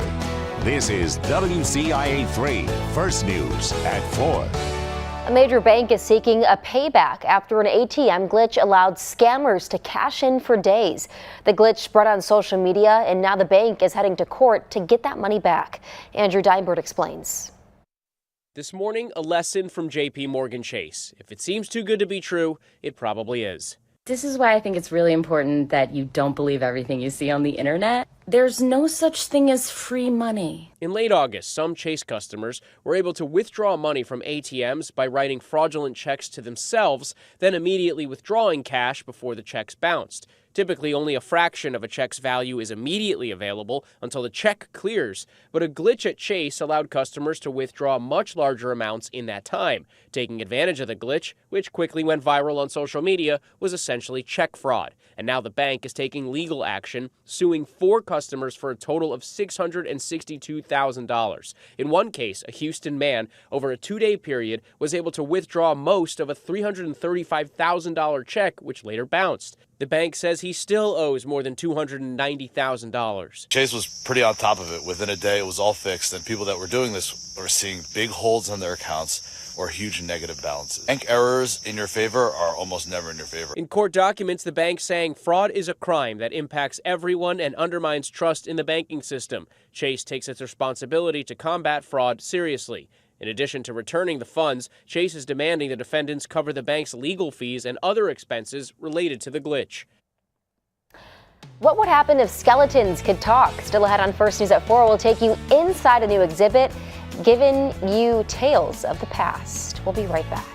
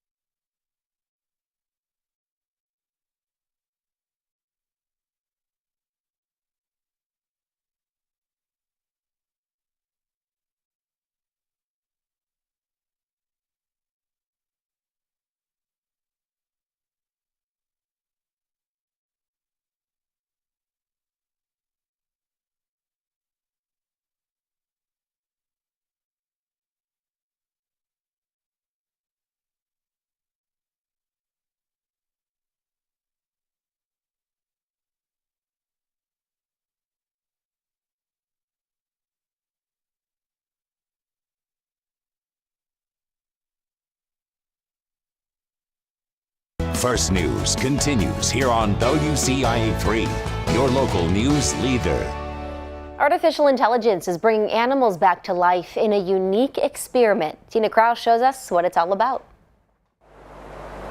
In a museum full of skeletons, you might wonder, hello, how are you? Who's he talking to? After all, the last time a dodo was seen alive was nearly 400 years ago. But artificial intelligence has given this one new life. Reviving the dodo is a thought-provoking notion. Researchers in Cambridge, England are aiming to deepen our ties to nature through face-to-face chats with long-lost creatures. The conversation starts by scanning a QR code. They can have an actual conversation with an animal, with a specimen, and that, I think, brings it to life in a really different way than a normal museum exhibit might. Fellow creatures. AI is giving a voice to 13 specimens, including a narwhal, a butterfly, a fin whale, and even a cockroach. And these smart skeletons know more than just the facts. They come with personalities, too. You could ask it, how its day was, what it had for breakfast. You can have a proper conversation. What do you think about humans? Humans, a curious bunch indeed. Your fascination with nature's quirks, like me, can spark important conversations about biodiversity and conservation. Jack, welcome back. Museum directors hope giving visitors a playful, personalized approach will ignite a passion for preservation. Tina Kraus, CBS News, London. If you didn't know, today is National Cat Day. Ted Linder shares a couple of fun facts about the furry felines. Today marks National Cat Day, and with more than 45 million American households owning pet cats, it's time to bring a little festivity to these felines. There are about 360 million pet cats in the world. I think that's a great underestimation. I would suspect that probably it's much closer to 750 million around the world. So how did early cats become the modern-day furry friends we have today? Cats were thought to be domesticated around 3,000 years ago in East Africa. And we say domesticated because cats really aren't completely domesticated. That's what some people love about them. They love seeing a little bit of the jungle in their living room. But while they're known to be fiercely independent, there's possible signs that you and your cat may share a special bond. They only meow to human beings, so if they meow to you, they have that communication with you. Their eyes can also be a dead giveaway. Cats also, between each other, will slow blink. And by slow blinking, it tells other cats that they have trust and affection in that other cat. And so some cat owners will slow blink with their cat. If their cat is looking at them, they'll blink slowly and watch for the same response from the cat. And if you've ever wondered why your cat sometimes looks like it's kneading bread. Certainly cats, when they make biscuits and they're doing this kind of thing, that's part of the residue from the wild where they were making their bedding. Meanwhile, with Halloween right around the corner, vets are shutting down age-old rumors that black cats are bad luck. Black cats are wonderful cats. They're not unlucky. They have this myth about them.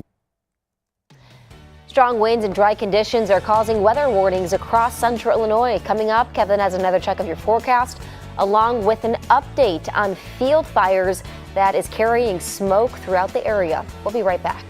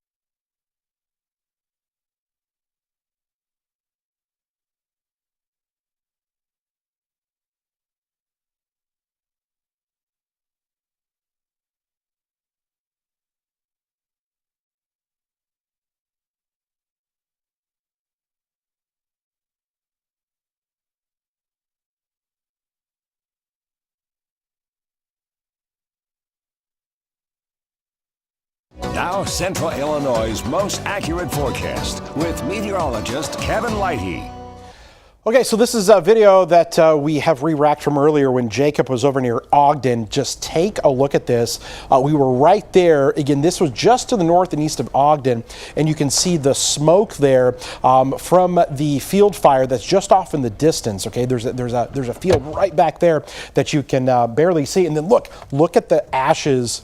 Look at the basically those corn stalks that are blowing right into where Jacob was there in the storm tracker earlier.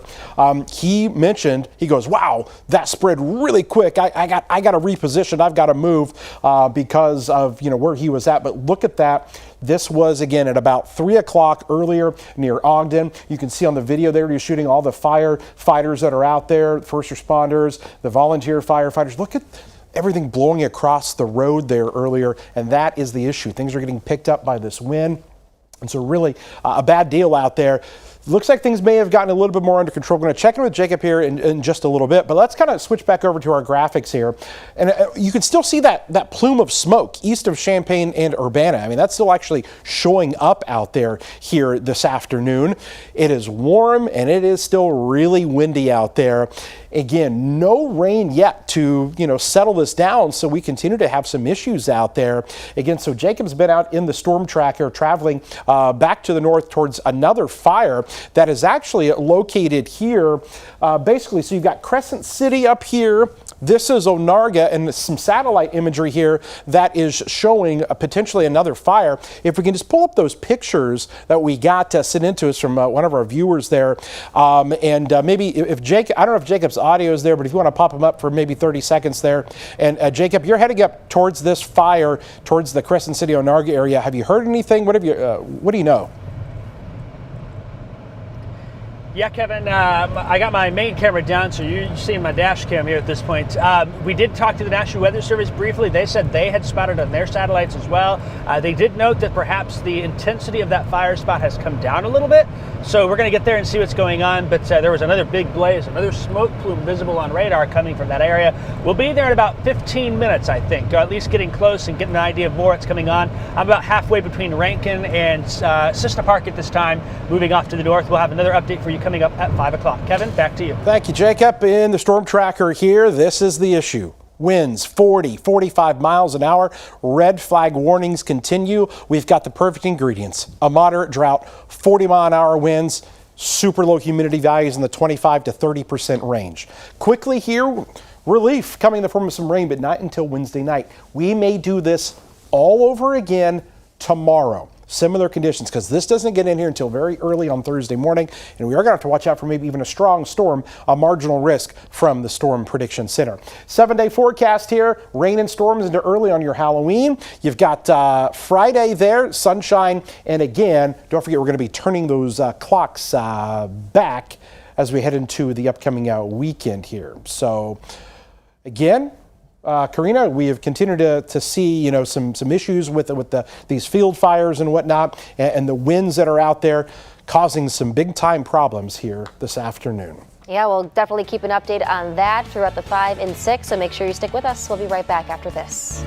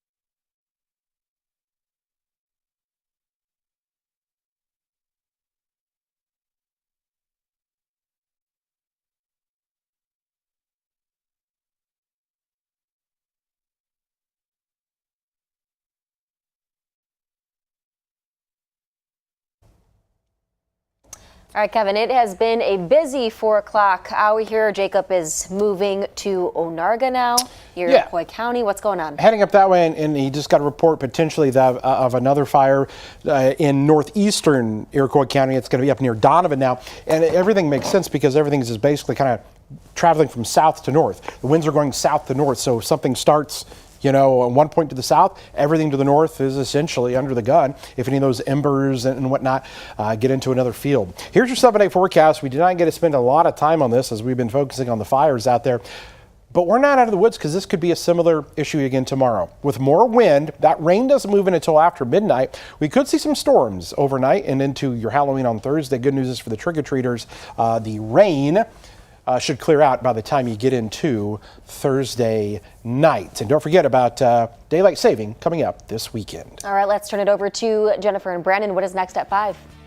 The fire chief in Gifford wants everyone to stay safe. How he's making sure they have a working smoke alarm. Those stories and more. Stay with us.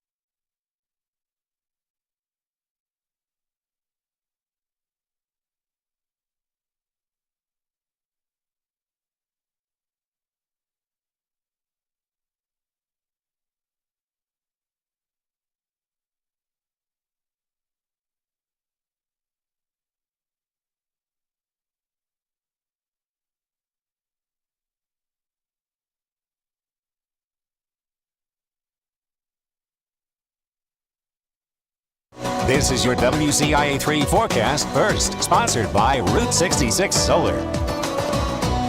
Major fire issues here this afternoon have developed into parts of central Illinois. We've been tracking a few different fires out there. As a matter of fact, you can actually see still the smoke off in the distance, even here in the Champaign-Urbana area, as a fire developed near the Ogden area.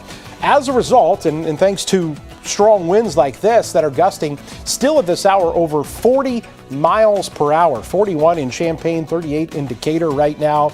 Again, these wind speeds are strong all across the state and coming out of the south, and we don't have any break here anytime soon. Rain is still well off to our west. Eventually, rain is going to move in here. We've got some issues out there. We've got the latest on these fires that are still ongoing in a few spots when we come back as WCA3 News starts right now. Breaking news in Champaign County, dry and windy conditions were the perfect fuel to ignite a large fire. It sparked around 2:30 this afternoon and is still going. It's now 2 miles north of I-74 with smoke carrying for 25 to 35 miles. On top of that, the National Weather Service has issued a red flag warning for a large portion of central Illinois. Our meteorologist Kevin Leidy is in our weather center. Kevin, and that is not, I guess, the only fire burning right now. Yeah, that's right. The red flag warning again continues here. As you can see the counties here.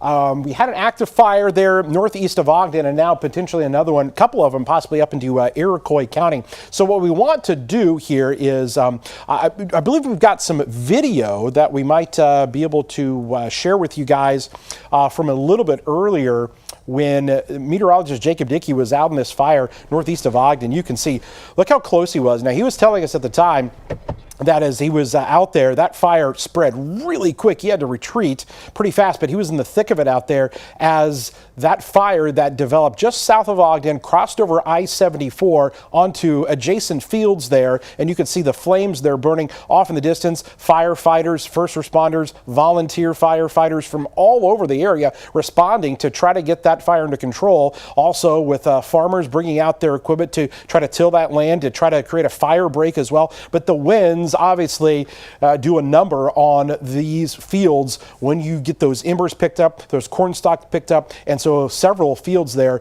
did take fire on, and you can see they're still out there trying to do their best to kind of dampen the fire down here, try to get it under control. You can see it there off in the distance. I want to go over to meteorologist Jacob Dickey. There's another fire that you are heading up towards. You're now heading up into Iroquois County. Now tell us about where you're headed and what you're hearing.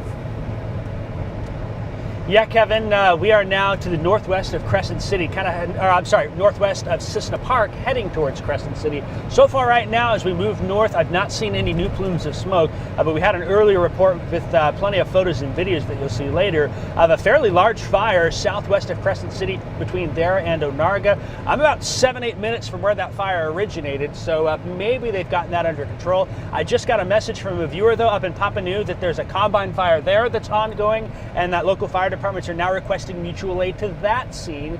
It's likely going to be an evening where we continue to see reports of that, and again tomorrow. And so that is something that we are going to keep a very close eye on here. I'll have another report, Kevin, coming up here in just a little bit from the storm tracker as we get closer to the Crescent City area, and we may head towards that other fire in the Papineau area. Reporting in the storm tracker in Iroquois County. Kevin, I'll send it back to you. Yeah, those pictures there that we were just showing you, those are the ones from the Crescent City area. Just quickly, I want to show you some of the traffic issues.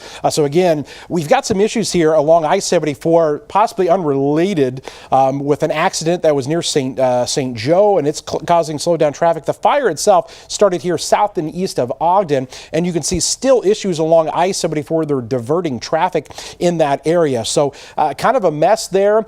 I've been told that near Ogden, they're kind of getting things under control right now. But again, as these winds continue to pick up, still an issue. Again, where Jacob is headed is actually up here into Iroquois County to head up to where some of these other fires potentially are near the Crescent City and Onarga area up here. We're getting further reports. So active afternoon, and we're not done because this could happen again tomorrow. We'll have more about that coming up here in a little bit, Jennifer. All right, Kevin, thank you so much. Now here's a list of active burn bans. They don't want people burning because it could spark something like that. This is not limited to, but we have all of Iroquois County, Homer, Shabans, Leroy, and Gifford. One Central Illinois fire chief knows strong winds can only make things worse. These types of conditions can make field fires spread faster in the past. He says some have started building fires. This month, Gifford's volunteer department is bringing back a smoke alarm distribution program. One recent study shows about 38% of home fire deaths are when there are no working smoke detectors inside. The fire chief knows that all too well. He says they save lives and his crew is ready to put in the work. Right now we have 24 in hand. That we can go out and install. Most homes take anywhere from 6 to 10, depending on the size of the home, and our personnel will come out and install those for you. He says this is also a reminder to check your batteries if you haven't in the last month. Illinois requires homes to have alarms with 10-year batteries. If you live within the 86 square mile of Gifford's Fire Protection District, you qualify for their free program. Details are on our website, WCIA.com. And as people get ready for Halloween, the Ford County EMA is sharing some tips to prevent fires during the holiday. More than 800 house fires were started because of decorations between 2018 and 2022. Experts say homeowners should use battery-powered candles instead of real ones. Keep dried flowers, corn stalks, or crepe paper away from open flames and other heat sources. They also suggest keeping all exits clear. And speaking of Halloween, Illinois Attorney General Kwame Raoul says parents and guardians should look at the state's sex offender registry to keep their children safe. Illinois law doesn't let any child sex offenders hand out candy during trick-or-treating hours or participate in other Halloween events with children. There are more than 34,000 registered sex offenders on the registry. We have a link to it on our website. Just go to WCIA.com. A man armed with a sword who led Decatur police on a chase has been sentenced to 8 years years. 36-year-old Nathaniel Sperry was driving a stolen pickup truck. Police tried to stop him at an intersection, but he sped away. The chase continued throughout the city and surrounding areas of Macon County. Nearly a half hour later, Sperry stopped, tried to get out, tried to run away. Police searched the truck and found an almost 3-foot-long blade that had been sharpened into what officers called a dangerous weapon. $750,000 is going to improve energy efficiency in Champaign County. The Department of Housing and Urban Development provided the grant to install these solar panels at Round Barn Manor in Champaign. It's an affordable senior housing development. The grant is part of a larger program created by the Inflation Reduction Act. The important thing here is it helps with energy resilience and independence. And so, as we add other options for obtaining energy to our grid, that really benefits the city of Champaign as a whole. The grant is also helping inside the housing development, giving residents better LED lighting indoors. The Illini are looking to get back to their winning ways with a home matchup against Minnesota this weekend. Plus, how Douglas County is making sure their youth are street smart by bringing back an old program and how you can contribute to its success. A live News Nation special. It's time to have your final say on this year's race for the White House. Join Cuomo, O'Reilly, Smith, plus Cuban, Palin, and Kennedy. Tomorrow, only on News Nation. To find News Nation, go to joinnn.com.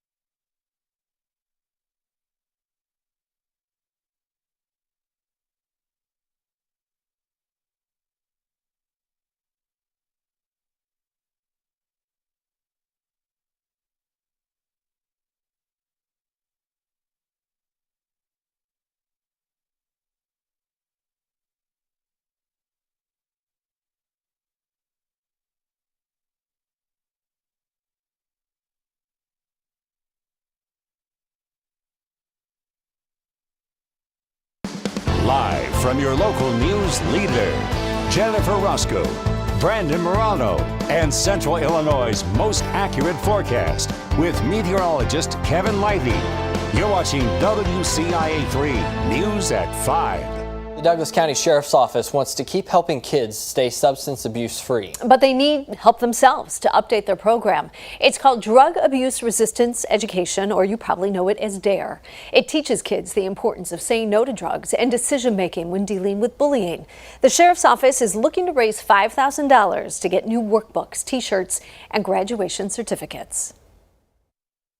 It's inefficient. We're having to photocopy the existing workbooks and things that we have and kind of staple and make those. And the print cost, because they do such bulk, is actually, it's probably more efficient for the county to order those books through them. We just have to order them. They come in orders of 100 at a time. He says their plan is to get everything ordered by Christmas. All right, Kevin is here, and Oh. Yeah. All over the place today with breaking news. It is a lot going on. There's accidents. You can't say if that was related to people like looking, because if you were traveling eastbound on 74, you saw the smoke out there, and I'm sure a lot of people were kind of looking at that. Jacob just made it into Iroquois County, where that fire is up there near Crescent City, Onarga area. We're going to check in with him with a live report. You can see the firefighters, farmers that are out there, first responders, that, and let you know how we're not out of the woods with any of this when we come back.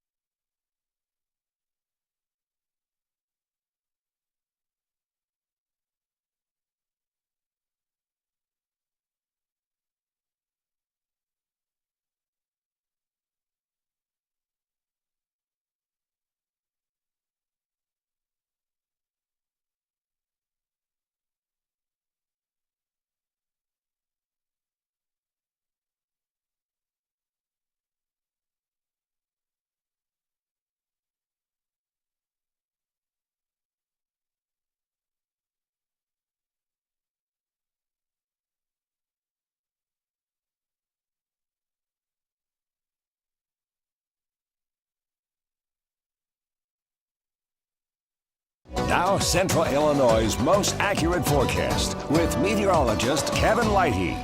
40-plus mile-an-hour winds, moderate drought conditions, low humidity, all the perfect ingredients to have these fires that have occurred here today. You can see those winds are not dying down.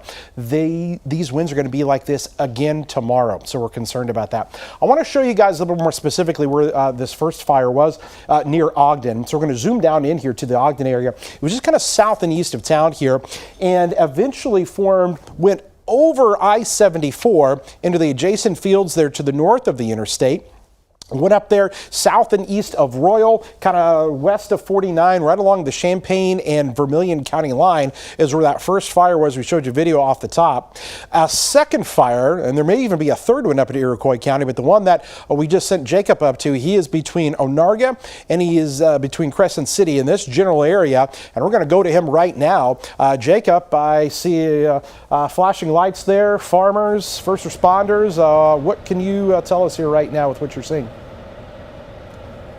Yeah, Kevin, so for a location, we are straight east of Onarga on 1100 North Road and 1400 East Road. That's about 3 miles south of US 24 here.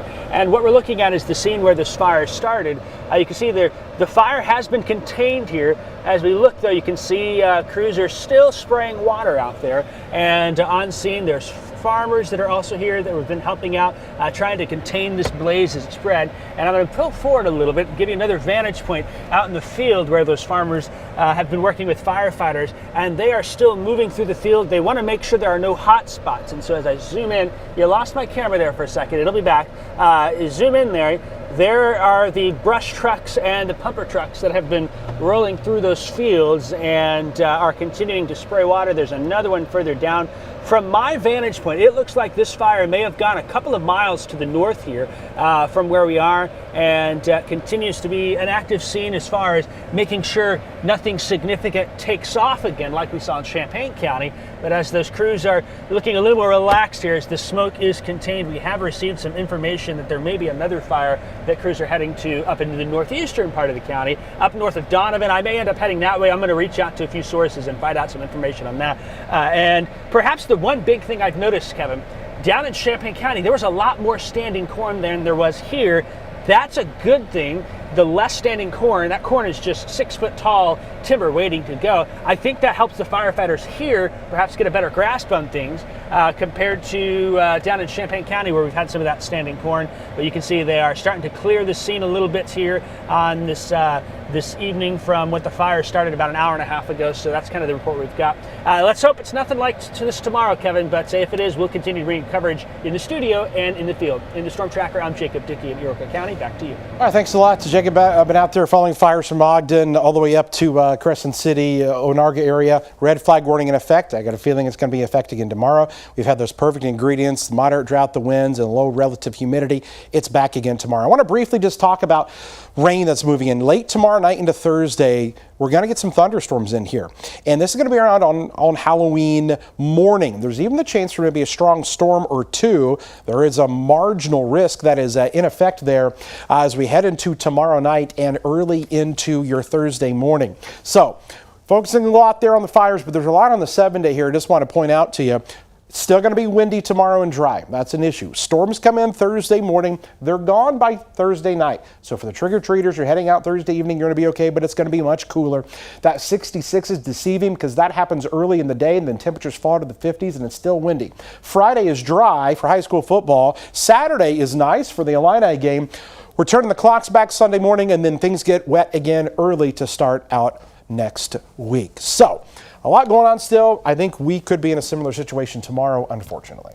Well, let's hope not. Fingers crossed. Fingers crossed, but again, those winds are going to be back there again. Hopefully, even this can still happen at nighttime too, sometimes. So please. I don't want to think about that. Yeah, exactly. So let's try to get through it again, but I think we may have to go through this one more day tomorrow. Hopefully we can escape any more fires, but we got to watch things carefully. All right. Thank you, Kevin, so much. The Illini looking to avoid back-to-back losses for the first time this season. Plus, they're looking to extend their win streak against the Golden Gophers to 4 straight wins, while the quarterback says he's anxious for the opportunity.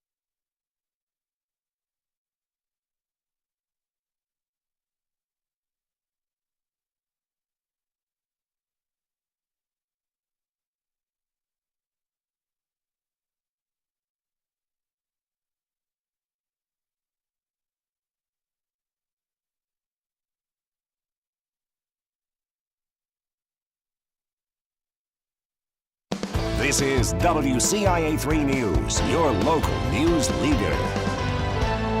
Illinois football took its first trip to the West Coast this weekend and lost to the #1 team in the country. But this weekend, the team is looking to leave that game in the past. Let's not think about it. It focused on getting back into the win column. WCIA3's Courtney Lane Brewer has more from Memorial Stadium. Illinois' MO since Saturday's game at Oregon has been to come home, flush the loss, and move ahead to the next game against Minnesota.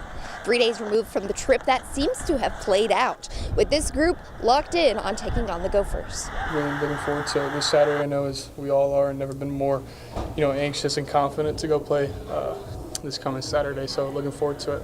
The Big Ten is deep this year, especially when going from the #1 team in the country to a 5-3 Minnesota team that has won 3 straight. That's why receivers coach Justin Stepp said the coaching staff is focused on teaching concepts rather than strict positions, able to adapt week to week. We teach conceptually, we don't just teach a spot. I think that's helped those guys. And it's not just Colin. Heck, I could put Dallas Jones, and Kennard Wilcher can play all three. It's unbelievable. I was just talking about it. It's a good feeling as a coach to know you can put guys in there and they can play those spots. Saturday's game will be Illinois' first 11 o'clock kick in conference play, with Coach Bielema calling for this place to be as loud as it would be during a night game. Reporting for your Illini Nation, Courtney Lane Brewer, WCIA3 Sports. We're going to have a look at what's making headlines in central Illinois next, including the latest on a field fire near I-74, what we know.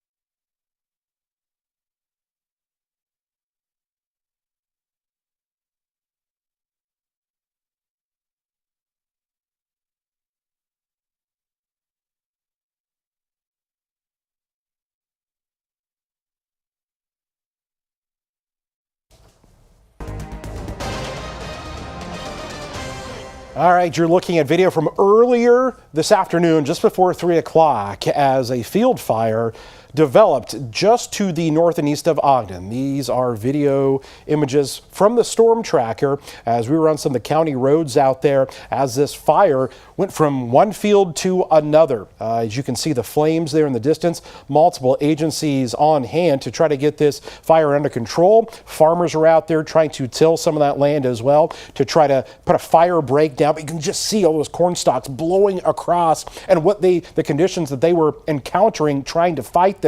And you can see again the farmer out there trying to till that land, trying to stop those fires, but so many agencies out there trying to get this under control. We're told another fire potentially is ongoing in Iroquois County. Now, meteorologist Jacob Dickey, we're going to throw it to you. Let us know where you're headed and what you're hearing up in northeastern Iroquois County. Yeah, Kevin, just got some word a little earlier about another fire north of Donovan. There was a combine harvester that may be on fire there, and so we're going to be heading that way. Just to my right is Crescent City. Crescent City and Onarga were just at the fire scene now. They were clearing that scene, so that's good news here, but we're going to keep you covered with the latest updates on the fire weather and the fires that have been happening and are yet to come here tonight, tomorrow, and before that front arrives. In the Storm Tracker, I'm Jacob Dickey. Kevin, back to you. All right, so Jacob will be up there at 6 o'clock with another report into northeastern Iroquois County. Let us know what he's seeing up there. Again, the winds are still really gusty. We could do this again tomorrow. We've got much more coming up tonight on the news at 6 o'clock. We hope to see you then. Stay safe.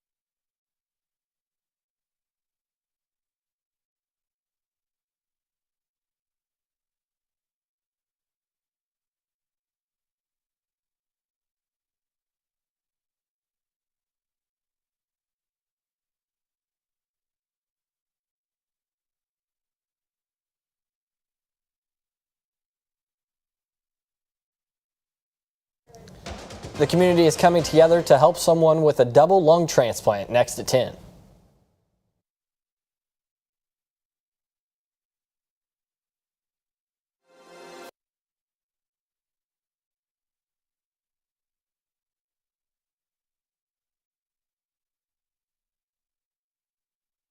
The community is coming together to help someone with a double lung transplant next at 10.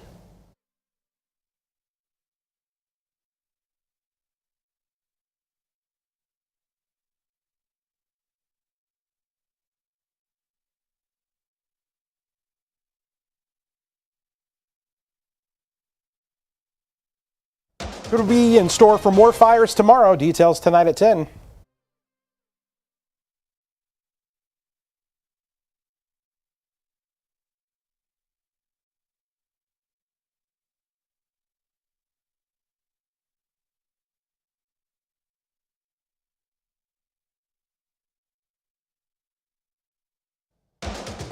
Tonight on WCIA3 News at 10, a Central Illinois 6th grader just underwent a double lung transplant. How the community is rallying behind him. Plus, state and gun groups have submitted their final arguments for the federal court case over Illinois' assault weapons ban. We'll break down the details.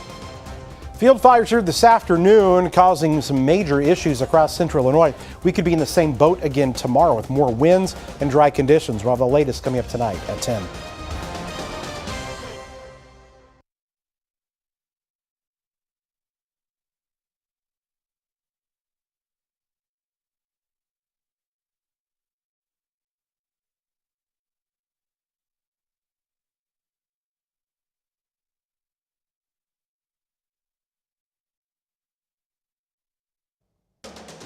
Next at 10, state and gun groups have submitted their final arguments for the federal court case over Illinois' assault weapons ban. We'll break down the details next at 10.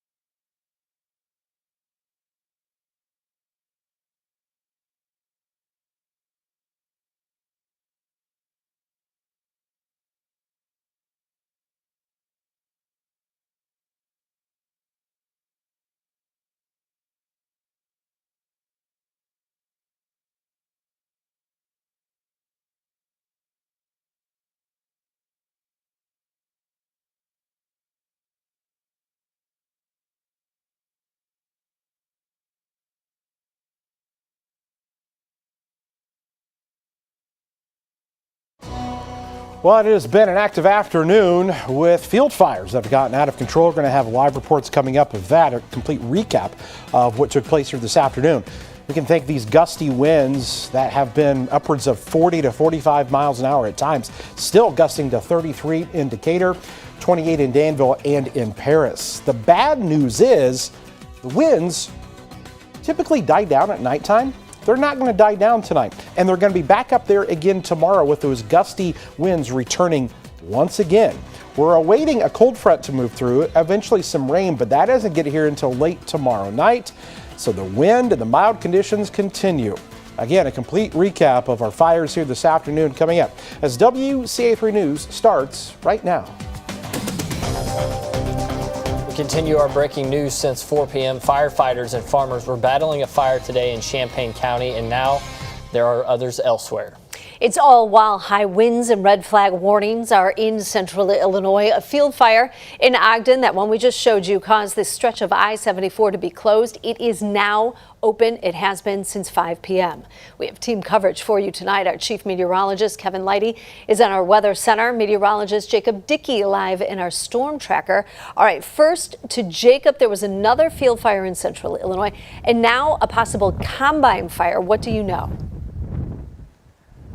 Yes, Jennifer, we reached out to the Iroquois County EMA office to learn more about a couple of fires that came from here. Some of the information, we have some video from a fire earlier south and west of Crescent City. That fire was one that burned a little area there of field. You can see the video of that up now. That fire was caused by maybe a combine. They don't know the exact cause at this time, still investigating, but once it started, it spread quickly across the field, and firefighters were able to get it under control with the help of Woodland, Milford, Gilman, and Crescent City departments there. It was not as big as the Champaign County one. That one remains the biggest one. We also know a couple of other information, a couple other fires. St. Anne Fire, Kankakee County, had a fire. They requested some help. We don't have a lot about that. It seems like maybe that fire is under control. And then there's another fire here north of Martinton that was earlier, had some help requested it, but they were able to contain that blaze. One thing to mention, Jennifer, there's a big difference in fields fire, whether it's like behind me here, this corn stubble in the ground, or Brandon as well, if it's the full field here, the tall corn that's still in place. When that field fire in Champaign County burned, that tall corn spread that much quicker. That makes a harder time to get it under control. We're going to keep you updated on this, and we may have to do this all over again tomorrow, live in the Storm Tracker in Iroquois County. I'm Jacob Dickey. Back to you. All right, Jacob, thank you. Like we said a few moments ago, there was a field fire in Champaign County. Our chief meteorologist, Kevin Lighty, joins us again. Kevin, recap what happened there for a few hours in Ogden. Yeah, this was the big one of the day. And just to kind of, I want to get your bearings straight to kind of show you here on our map where this was located. So you've got Ogden right here. So just kind of south and east of town in a field down there is where we think that this field fire first began. Lifted off there to the north and east, went across and hopped I-74 for a period of time there, causing visibility issues. It went to the north and east of I-74 there, along 49 south and east of Royal, north and west of the Fithian area. If we have the video from the Ogden area, we would love to be able to show that to you once again. Take a look at this. When the storm tracker was there with Jacob, he was right on that fire. He was describing how this rapidly moved across. He was in place there and had to navigate his way out as the smoke was thickening up. You can see the corn stalks there. They're all blowing there with the wind picking all of that up, and it spread really, really fast. He said you can see some of the flames there. From fields that have not been harvested yet to fields that have. It really didn't matter because there's still a lot of that corn stalk vegetation there. And look at the winds blowing that across. We're not in the woods yet. Again, more field fires possible tomorrow with the winds. We'll talk more about that in the forecast coming up here in just a little bit. Jennifer, over to you. All right, Kevin, thank you so much. In other news, we're hearing from officials for the first time after a polling place fight in Champaign County. For weeks, we have talked to you about the national increase of violence, intimidation, and harassment surrounding elections. Over the weekend, election judges in Champaign County came face to face with that reality. WCIA3's Gabriela Mirando is live in Champaign. Gabby, what happened? The Champaign County clerk says this is the most bizarre election he's ever worked. That comes after early voting turned violent here at the Meadowbrook Community Church in Champaign. children were crying. It was a very disturbing situation. On Saturday, through these doors, chaos. Champaign County Clerk Aaron Ammon says a man went in to vote wearing a hat supporting former President Donald Trump. Election judges informed the voter that wearing any item promoting a candidate is illegal inside the polling location and asked the voter to remove his hat. Things only escalated from there. He refused to and became disruptive, viewing his camera in the polling place. And there was an altercation with that voter and another voter in line. Diane Pritchard is an election judge at Meadowbrook Community Church. She wasn't there when it happened, but heard about it right away on Monday. He was saying he was being denied his right to vote. All they had asked was that he remove his hat. They said they were shaken up at the time, that other voters in line were shaken up. The Brennan Center for Justice reports 70% of local election officials feel that threats have increased since 2020. State's Attorney Julia Reitz doesn't want that to happen in Champaign County. Simply put, we want people to exercise their right to vote freely and fairly, without restriction and without drama. Ammon says his office is working closely with law enforcement and other organizations, seeing how they can ramp up security at polling places in the future. There's no place for violence or any form of disruption at our polling locations in Champaign County. Champaign police did respond to the altercation, but the state's attorney says no arrests were made. The investigation is still ongoing, so she couldn't provide any more details or any reasoning as to why. She'll keep working with law enforcement as the investigation continues. For now, live in Champaign, Gabriela Mirando, WCIA 3, your local news leader. Gabriela, thank you. A man armed with a sword who led Decatur police on a chase has been sentenced to 8 years. 36-year-old Nathaniel Sperry was driving a stolen pickup truck. The chase went throughout the city and around the county. Sperry eventually stopped, tried to run away, and was caught. He had an almost 3-foot blade in the truck. A judge recommended Sperry for drug abuse treatment. He's also been recently sentenced for crimes in Shelby and Fayette counties. A Central Illinois Fire Department is bringing back something to help the community. They'll be keeping people safe. Plus, wreaths are needed for fallen veterans and more in Vermilion County, what they're doing this upcoming holiday season. All right, Kevin is back, and you really almost need to be a timeline of, okay, the fire here, the fire. I mean, it's getting a little confusing. And listen, you could potentially, we can't confirm this, but you could connect all of those because, again, all the winds were blowing south to north. You pick up any of those embers, it doesn't matter. It's random as to which field may catch on fire, and they're all kind of moving in the same direction. The same thing could happen again tomorrow with more of this. High temperatures today that were in the lower and mid 80s, record-breaking highs in many locations. Some of the warmest temperatures we've seen this late in the year ever. We'll talk more about how tomorrow could be similar to today when we come back. A live News Nation special. It's time to have your final say on this year's race for the White House. Join Cuomo, O'Reilly, Smith, plus Cuban, Palin, and Kennedy. Tomorrow, only on News Nation. Defy News Nation. Go to joinnn.com.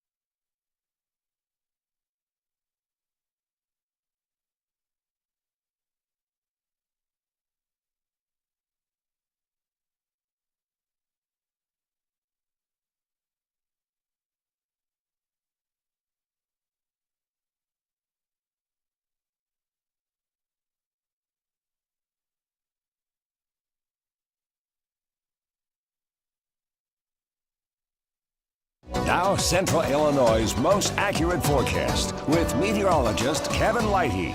So we're just running a time lapse here from our camera from earlier today. You can almost kind of see off in the distance the smoke that formed there, and you can see it kind of rolling across the sky.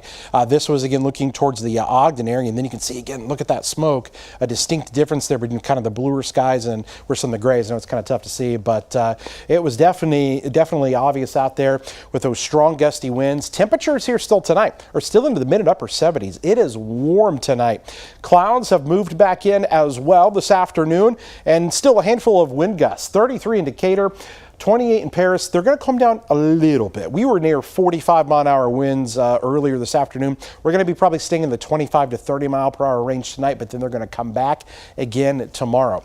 Showing you once again a couple of these fires as the location where they were, kind of south and east of Ogden. Again, traveled to the north. Further fire there that went north of I-74. And then up into Iroquois County. Again, we're basically going straight due north here. So the one that could have formed between Onarga and Crescent City, kind of that same area. Again, these embers get picked up here and easily transported. I mean, this is light stuff. These corn stalks and whatnot, it's light, and they can get carried, a quarter mile away, half mile away, set another field on fire. Red flag warning in effect here. Again, we just had the perfect ingredients of the moderate drought, the gusty winds, the low relative humidity, and guess what? This same set of ingredients comes together again tomorrow, and we could be doing this all over again. So we stress, please do not do any burning. Again, we don't know for sure the exact causes of some of these. Was it from a combine? Was it from somebody throwing out a cigarette? Was it from, any number of things, that could have occurred? We don't know. But all we know is you got to be careful out there in this type of scenario in these winds, as many of the farmers know already. But things have calmed down, at least for the time being. Well, let's talk about rain and storms that are going to move in late tomorrow night into Thursday. Much needed rain. This will definitely help the situation out quite a bit if we can get some of this rain in here. Looks like it's going to be around for the first half of Thursday, but clearing out by the time we get to Thursday night. We still think that the timeline of this is looking good for those trick-or-treaters. But the other thing I want to mention, there is the possibility of a strong storm or two with the line tomorrow night into Thursday morning. Marginal risk from the Storm Prediction Center, so we're going to be watching out for that again here in about 30 hours or so. 64, windy and warm tonight. We're back there tomorrow. I mean, it's similar. It's 82. It's gusts of 40 miles an hour and continued fire weather issues out there, so please be careful. The 66 that you see on Halloween, you may think, okay, that's not bad. Well, that actually comes early in the day. Temperatures fall back down to the 50s, so by the evening, it's going to be quite a bit cooler. It's still going to be windy. So I think you're still going to need that coat potentially for Thursday night if you're going out trick-or-treating with the kids. Friday looks good. We've got the weekend here where Saturday is okay for the Illini game, but Sunday the rain moves in. We got daylight saving time, and then we start out next week on a wet note. Again, more good news to try to put some moisture back down in those fields. I think it's important to stress, don't burn. Yes, that should be an obvious by now. Red flag warning means please do not burn, and that'll be in effect again tomorrow as well. All right, Kevin, thank you. The U of I is hoping to make it easier for students to go to college, the program that's now even more affordable. And a Parkland graduate will be on the World Series diamond as an umpire. How long he's been doing his job.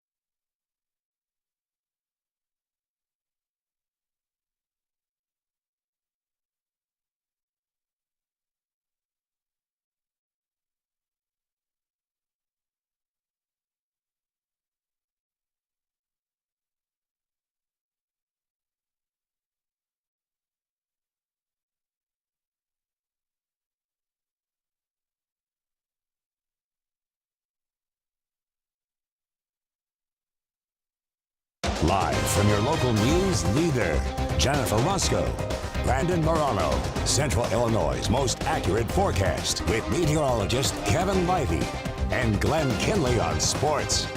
You're watching WCIA 3 News at 6. The U of I is expanding its Illinois Commitment Program. It gives free tuition and fees for in-state students to make going to school affordable to low and middle income families. The threshold for those who are eligible has gone up from $67,000 to $75,000 per family income. It's effective beginning next fall. The admission application open and closes January 5th. Early action deadline is November 1st. A Parkland College alum is making Champaign proud with a big job in the World Series. Mark Carlson has been selected as the umpire crew chief. He was a standout catcher for the Parkland Cobras baseball team back in 1987. He went on to umpire in several different leagues before reaching the majors. It's really cool to sit down with our guys and watch the World Series Game 1 and get to say, hey, that's a Parkland alum. You're in the right spot. The things that you're going to learn here are going to translate to the professional world and get you to that highest level. And he says another Parkland grad, Kevin Kiermaier, played for the Dodgers this season. Even though he's not on the World Series roster, if they win, he gets a ring too. All right, so we got a watch list. Yeah, a couple of them actually. Illinois defensive back Xavier Scott is one of just 15 players in America up for this award. And the quarterback, Luke Altmaier, he's having a pretty good year as well. We'll tell you what award he might be winning later this year if he and the Illini can finish strong. That's up next.